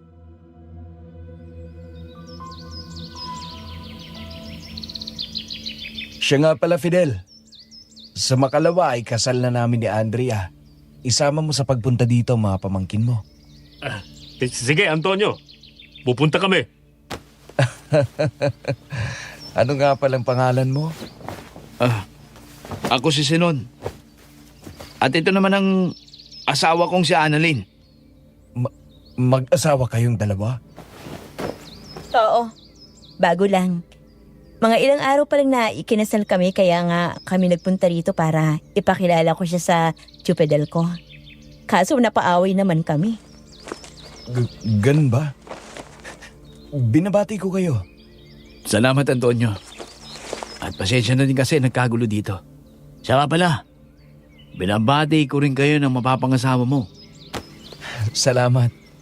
O sige, aasahan ko kayo sa kasal namin ha.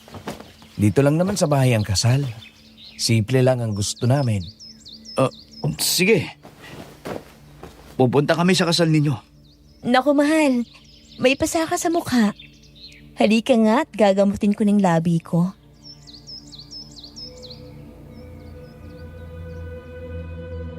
Nagulat ako ng ilang ulit akong halikan ni Annalyn sa pisngi at sa labi dahil may munti akong naging pasa roon.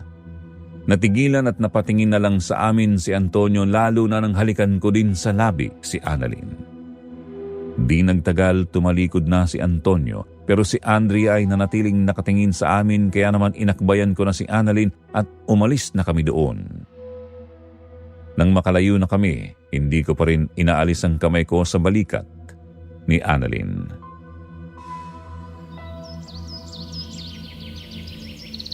Parang nag-enjoy ka na dyan sa balikat ko ha. Huwag ka nang magreklamo. Maraming tao nakatingin sa atin, no? Kanina nga hindi ako nagreklamo nang halikan mo ko, no? May loko ka ha. Baka gusto mong buljakin kita dyan. Ikaw na nga yung naka-escort, ikaw pang magre-reklamo dyan. Ano yung buljak? Suntukin ang ibig sabihin nun. Salitang kanto lang. Nakita mo na si Andrea? Nasa bintana ng malaking bahay. Oo. Nandun nga siya. Anong naramdaman mo nang makita mo siya? Anong naramdaman ko? Ay di wala. Sinungaling. Kung di ko pa alam na tuwang-tuwa ka nang makita mo siya kanina. Tingin ka nga ng tingin kaya nakursunadahan tayo ng mga ungas na yun. Sa palagay ko nga si Antonio nag-utos na banatan tayo ng mga loko na yun.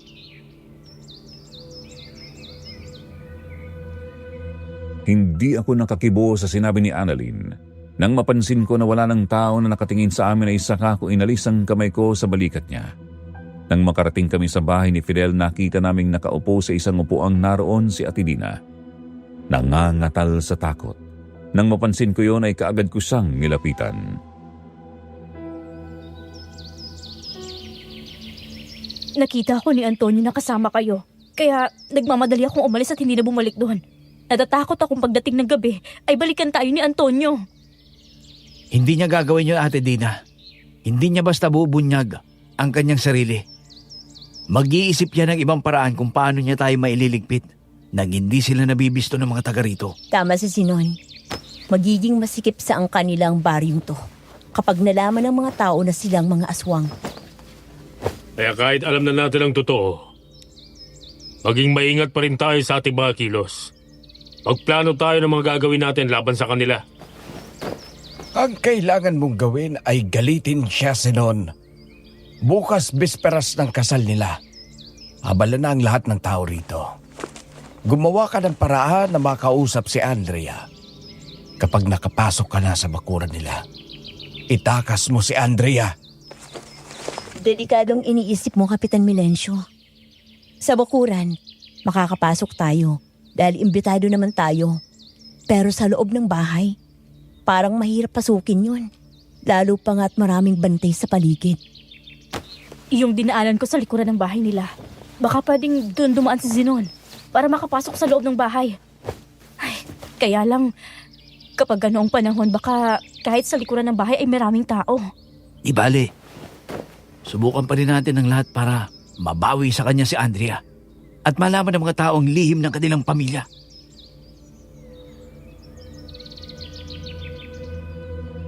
Nang dumating ang araw ng kasal ni Antonio at Andrea, ang lahat ng mga taga roon ay abala na sa harapan ng bahay ni Antonio. Ang mga kalalakihan ay nagtulong-tulong para katayin ang isang malaking baka. Ang mga kababaihan naman ay hinihiwa na ang mga karne ng baboy na nasa lamesa, habang ang ilan ay naghihiwa ng mga panangkap. Bawang, sibuyas at iba pang panangkap ang nakita kong nasa lamesa. Habang nagkakasayahan ang mga tao, hindi nila napapansin na lihim kaming nag-uusap ni Fidel at Annalyn habang kunwari ay tumutulong sa paglalagay ng mga lona.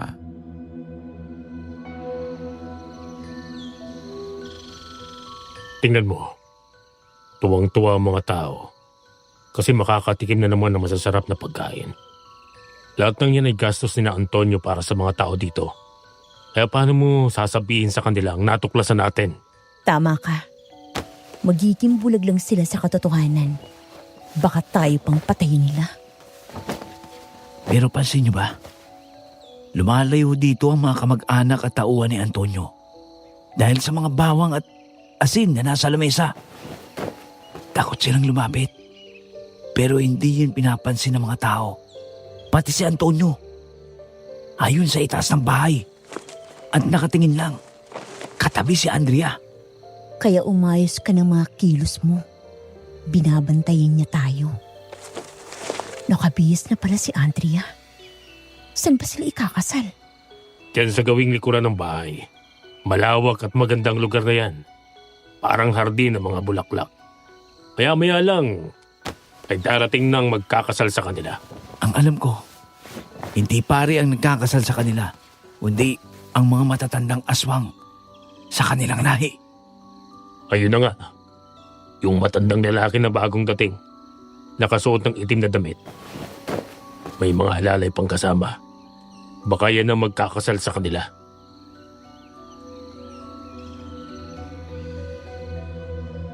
Totoo nga ang sinabi ni Fidel dahil nakita kong umalis na sa bintana sina Andrea at Antonio. Nang lihim naming sinundan ni Annalyn ng matandang lalaki ay nakita namin na sinalubong nga iyon ni Antonio. Napansin namin na marami nga ang bantay sa likod ng bahay, lalo na ang bandang pintuan. Pansin din namin na wala ng mga tao roon kundi mga tauhan lang ni Antonio. Nang isang lalaki ang sumita sa amin ay nagdahilan kami na naghahanap kami ng banyo kasi naiihina si Annalyn. Pero sinabi ng lalaki na bawal kami doon. Babalikan na sana namin si Fidel nang lumapit sa amin ng matandang babae na dati na naming nakita sa aming baryo noon na tinulungan namin ni Annalyn ng madapa. Nagulat kami nang malamang naroon siya.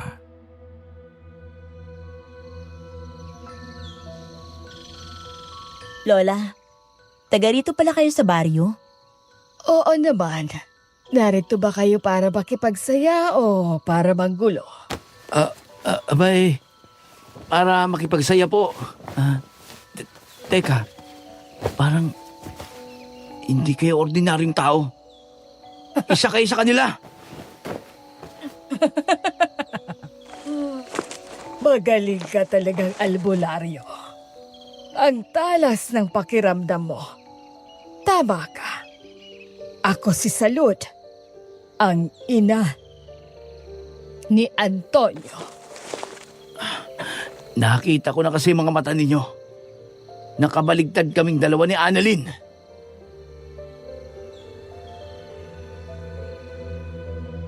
Bago pa kami nakakilos ni Annalyn ay nakalapit na sa amin ang 4 na lalaki. Lalaban sana ako pero sinenyasan ako ni Annalyn kasi nga ay kinaladkad na kami sa loob ng bahay. Yun naman kasi ang plano namin na makapasok sa loob ng malaking bahay. Dinala kami ni Naaling Salud sa isang malaking kwarto. Naabutan namin na naroon na sina Antonio at ang matandang lalaki na magkakasal sa kanila.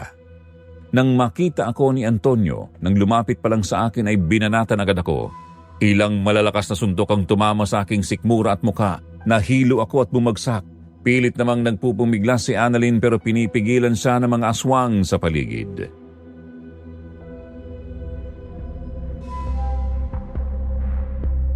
Hanga din naman ako sa iyo, Sinon. Dumayo ka pa talaga rito para lang guluhin ang aming kasal. Wala akong pakialam sa kasal ninyo, Antonio. Nandito ako para tapusin ang sarili kong problema. Hindi naman ako makakarating dito. Kung pinabayaan nyo na lang ako, kung hindi nyo na pinakialaman pa ang buhay ko. Kasalanan lahat yun ni Andrea. Handa kong ibigay sa kanya ang lahat ng bagay na gusto niya. Pero nagbago ang isip niya nang malaman ang lihim ng aming pamilya. Pilit niya tayong pinagkukumpara. Nagsiselos ako sa ganoon. Kaya para matapos na ang pagtatangka niyang bumalik sa'yo, naisip naming patayin ka na lang. Pero palagi kang nakakaligtas. Kahit ginamit ko na ang katawan ng babaeng ito. Wala ring nangyari. Kayo palang mangkukulam na yon. Pero paano nyo nagawang magamit ang katawan ko? Dahil sa mga nalalagas mong buhok nang hawakan ko yon. Hindi mo napansin na itinabi ko yon matapos kong makipag-usap sa inyo. Pero ngayon, hindi na kayo makakaligtas. Pagkatapos ng aming kasal, magkakainan ang mga tao. Natutuwa sila sa malaking baka na ibinigay ko sa kanila. Pagkatapos nila, ang angkan ko naman ang magdiriwang at kayo ang aming kakainin kapag wala na ang mga hangal na taong baryo na nandyan sa bakuran ko. Sayang lang kasi, hindi mo na makakasama pa sa pagdiriwang ang ama mo. Dahil patay na siya. Muli akong inupakan ni Antonio. Yun naman ang pagkakataon na pumasok sa kwarto si Andrea. Nang makita ko siya ay tinitigan ko siya ng masama. Pinahid ko ang dugo sa aking labi. Marahan akong tumayo pero muli akong hinawakan sa mga kamay ng mga aswang na naroon. Nang mapansin ko na lahat sila ay pinagmamasda ng magiging kilos at reaksyon ni Andrea, mayroon akong naisip kaagad para hindi rin siya masaktan. Ano bang problema mo, Andrea? Pinabayaan na nga kita sa gusto mo, hindi ba? Hindi kita pinigilan na sumama kay Antonio. Ngayong nandito ka na, ay ginugulo mo pa rin kami ni Annalyn. Kung nananahimik ka na lang di sana, hindi tayo nagkakagulo ngayon. Ang ibig mong sabihin ay kayo na pala ni Annalyn? Oo, mag-asawa na kami. Siya ang tumulong sa akin nang mawala ka. Siya ang gumamat sa sugat ng puso ko na ginawa mo. Kaya sana, tinanggap mo na lang kung anong pinili mong buhay. Hangal! Akala ko pa naman na meron pa akong babalikan. Wala na pala. Kung gano'n ay magsama kayo sa kamatayan ni Annalyn. Ako mismo ang kakain sa puso mo kapag tinanggap ko na ang pagiging aswang. Mabuti naman at natauhan ka na, Andrea. Ngayong malinaw na ang lahat, siguro naman matatahimik ka na. Oo naman. Tayo na, Antonio. Ituloy na natin ang kasal. Kayong lahat, sumama sa amin sa Arden at saksihan ang kasal ni Andrea at Antonio. Ikandado nyo ang kwartong ito nang hindi makalabas ang dalawang ito. Sumunod naman kay Aling Salud ang mga aswang na naroon kaya nang lumabas sila ikinandado ang pintuan. Nang sumilip kami sa likurang bintana ng kwarto ay nakita nga namin na nasa likuran na ng bahay ang lahat ng mga aswang at ang matandang lalaki ay nagsimula na ng seremonyas para sa kanilang kasal. Di nagtagal ay narinig namin na mayroong nagpipilit buksan ng kandado ng pintuan. Nang masira ang kandado at bumukas ang pintuan ng bahay, nakita namin sina Kapitan Milencio at Fidel na kasama si Ate Dina. Kaagad kaming lumabas. Lumabas na tayo rito. Oras na para kunin si Andrea. Tapos na ang pagtatago nila ng kanilang lihim. Anong ibig niyo sabihin? Habang naghahanap kami dito sa bahay kung saan kayo nakakulong, ay nakita namin ang mga atay sa isang lalagyan. Nakausap na namin ang mga tao sa labas. Gusto rin nilang malaman ng totoo. Kung atay ba talaga yun ang tao o hindi. Lalo na mga taong nawala ng mahal sa buhay na nabiktima ng aswang. Akala nga namin ni Fidel ay hindi namin makukumbinsi ang mga tao. Kaya gumawa kami ng kasunduan. Papayag kami na putulin ang aming mga kamay kapag hindi totoo ang mga bintang namin sa kanila. Ama si Pinsang Milencio. Kaya hindi pa rin masyadong kumbinsido ang mga tao hanggat hindi nakikita ng kanilang mga matang totoo. May alam akong paraan para mailantad ang pagiging aswang nila. Tamang-tama kasi kumukulimlim na. Tama talaga ang mga matatanda. Kapag matindi ang sikat ng araw at kumukulimlim at pumatak ang ulan, may mga aswang na ikinakasal. Naging pabaya din sila. Tiwala sila na tayo lang ang makakaalam ng lihim nila. Hindi nila naisip na mas mahalaga ang mga buhay na nawala. Ngayong alam na namin ang totoo. Tayo na! Habang nagdaraos ng kasal ang mga aswang. Nang umalis kami sa kwartong yun ay sa harapan ng pintuan ng bahay kami dumaan. Mayroon palang nakabantay na 2 aswang doon. Kaagad namin iyong inupakan. Nang bumagsak yun ay dinala namin sa mga taong nasa harapan ng bahay habang abala pa sila Antonio sa likuran ng bahay nila. Ang 2 lalaking aswang ay sinubuan ni Annalyn ng mga bawang at asin. Umusok ang mga bunganga ng mga yon. Napapaso sila kaya nakita ng mga tao ang pamumulang mata ng mga yon at nang bumagsak at nagkikisay ay nalaman nila na totoo ang sinasabi namin. Kaya naman kahit hindi na nakatiis ang isang lalaking naroon, tinagpas niya ang lieg ng aswang. Kami naman ay nagpunta na sa likuran ng bahay. Itigil niyo ang kasal! At sino ka para pigilan ang aming kasal? Ako lang naman ang sisira sa inyong mga pangarap.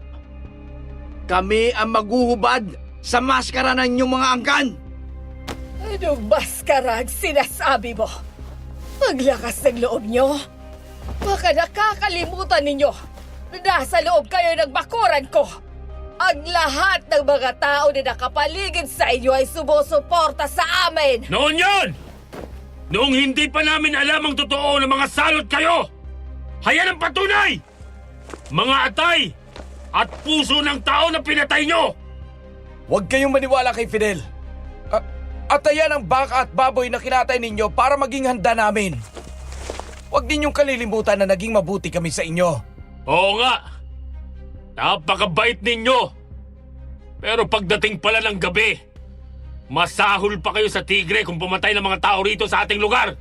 Bistado na kayo. Ayan si Andrea. Ang isa pang magpapatunay na ang angkan nyo ang mga salot na pumapatay sa mga taga rito. Tama sila! Mga aswang sina Antonio at Aling Salud! Mga kampon ng Diablo na pumatay sa inyong mga mahal sa buhay! Gusto rin nila akong maging aswang! Tumigil ka, traidor na babae! Ikaw ang tumigil, mangkukulam ka? Patunayan mong hindi ka aswang kung kaya mong tagalan ang epekto ng asin at bawang sa iyong katawan! Hindi nailaga ni Aling Salud ang asin at bawang na ibinato sa kanya ni Annalyn. Kaagad siyang napasigaw na parang napasok kaya tinakpan niya ang kanyang mukha at tumalikod sa mga tao. Nang humarap siya ay galit na galit siya dahil nalapnos ang mukha niya. Kitang-kita ng mga taong naroon ang nangyari kaya wala nang maitatago pa si Antonio. Nakita na nila ang galit sa mukha ng mga tao kaya nang sumugod ako ay sumugod na rin ang mga tao.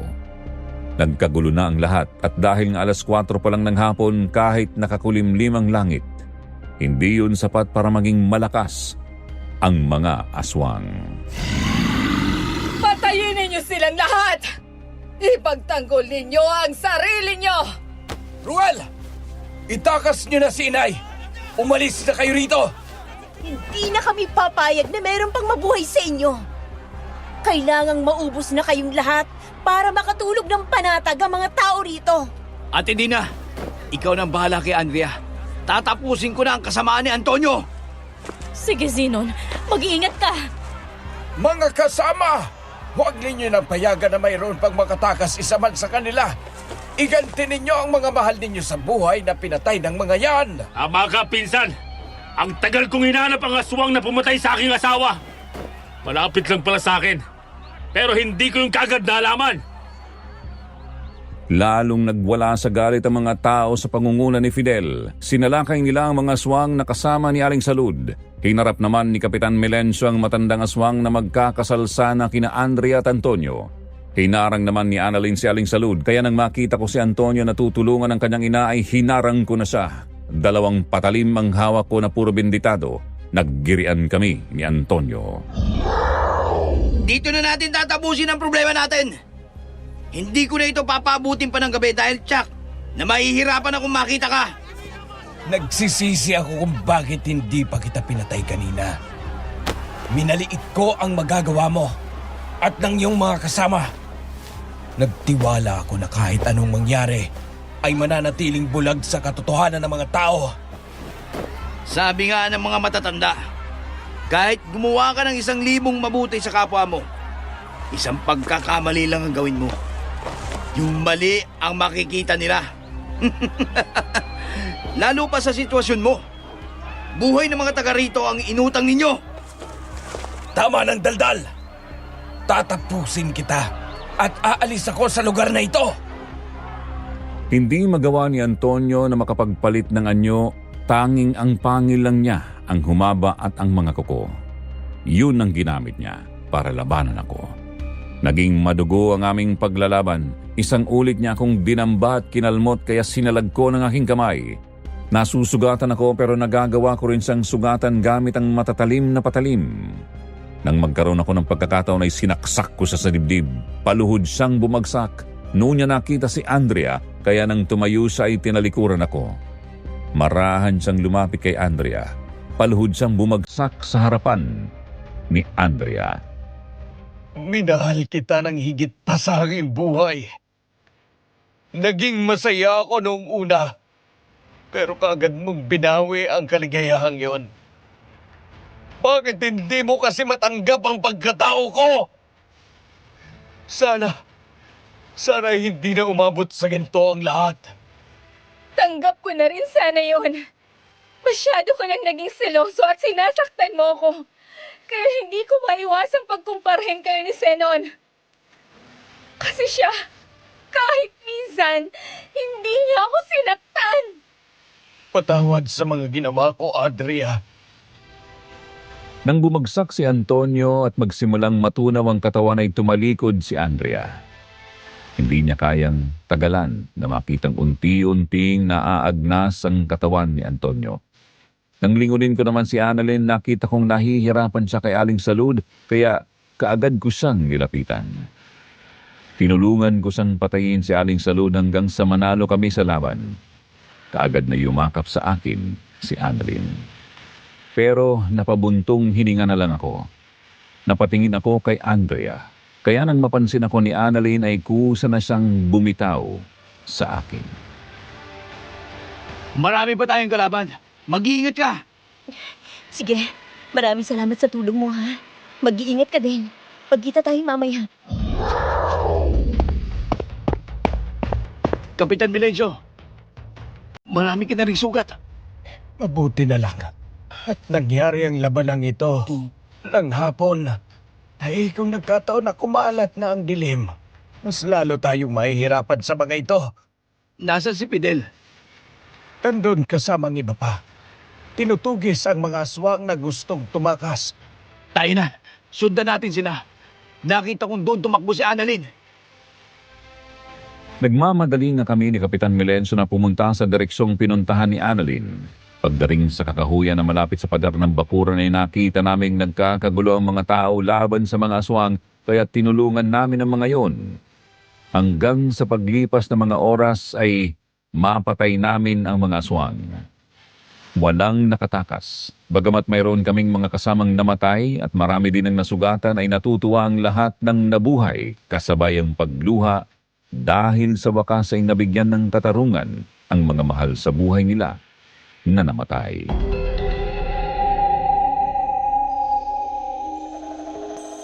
Panalo tayo, Pinsan Melencio. Nagbayad na ng buhay ang mga aswang. Maraming salamat sa inyo, Sinon. Dahil sa ginawa nyo, namulat ang mga taga rito. Lahat ng bagay ay mayroong katapusan, Fidel. Lahat ng lihim ay nabubunyag sa tamang panahon. Ngayong tapos na ang gulo dito. Aalis na kami. Ihatid ko na kayo. Meron din naman akong motor na pwedeng magamit. Sige, mabuti pa nga.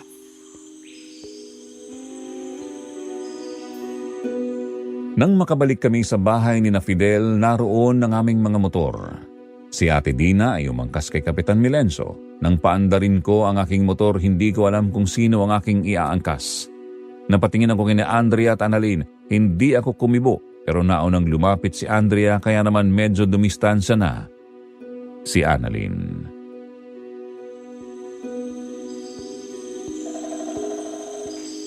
Senon, sa'yo na lang ako aangkas.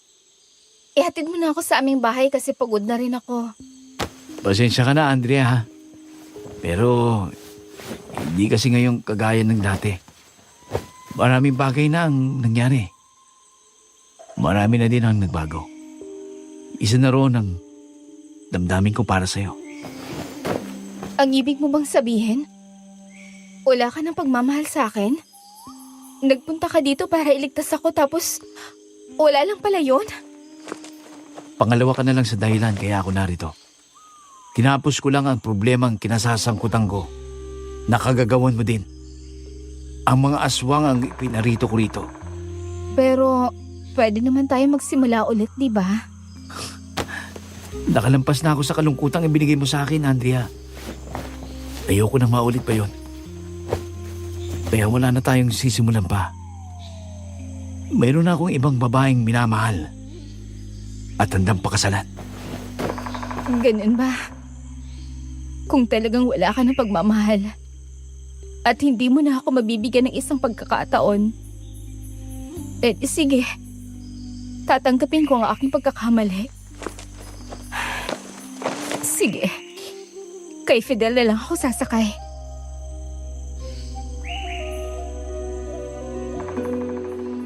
Nang makasakay na nga si Andrea kay Fidel, umalis na sila at sinundan sina Kapitan Milencio. Noon ako bumaba ng motor at nilapitan si Annalyn na nasa di kalayuan at nakatalikod. Marahan ko siyang kinalabit sa balikat. Ayaw niyang humarap kaya pinilit ko siyang humarap sa akin. Noon ko nakita ang pagtagas ng luha sa kanyang mga mata. Para akong matatawa na hindi ko maintindihan kasi napapansin ko din ang mga kamay niyang nanginginig habang nakatingin sa akin.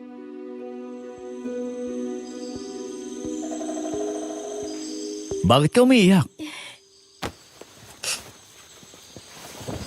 Kasi ngayong makakabalik na sa ating baryo si Andrea. May pagkakataon ulit kayo magkasama. At ako, mababaliwala na naman. Ang tanong ko, bakit ka umiiyak? Kasi ngayon natatakot ako na baka balikan mo siya. Masasaktan ako kapag ganun. Kasi mahal kita eh.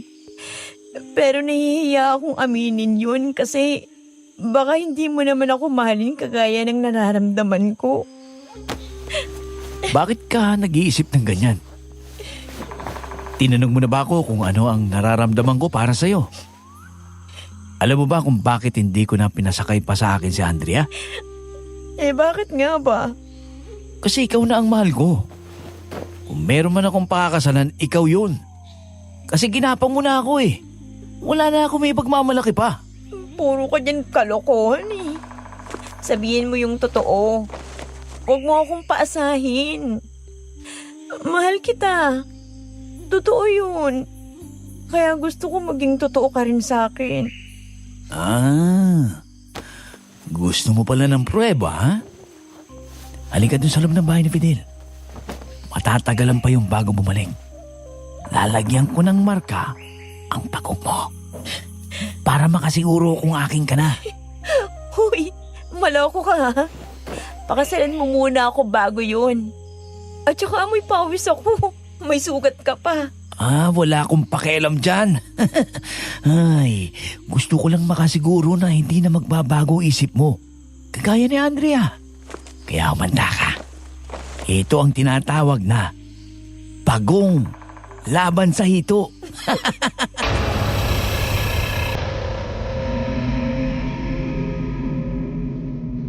Pagkatapos nga ng pagkakataong yon, ilang buwan lang, nagpakasal na kami ni Annalyn. Naging masaya kami, Sir Jupiter, at nabiyayaan ng 5 anak. Hanggang ngayon, kasama ko siya at ang aming mga anak at apo. At yan po ang kwento ng aking buhay. Sana nagustuhan ninyo at maging aral din na sa lahat ang nangyari kay Andrea. Huwag maghahangad ng sobra dahil minsan ang paghahangad ng karangyaan ay nauuwi sa masalimuot na karanasan. Marami pong salamat at God bless us all.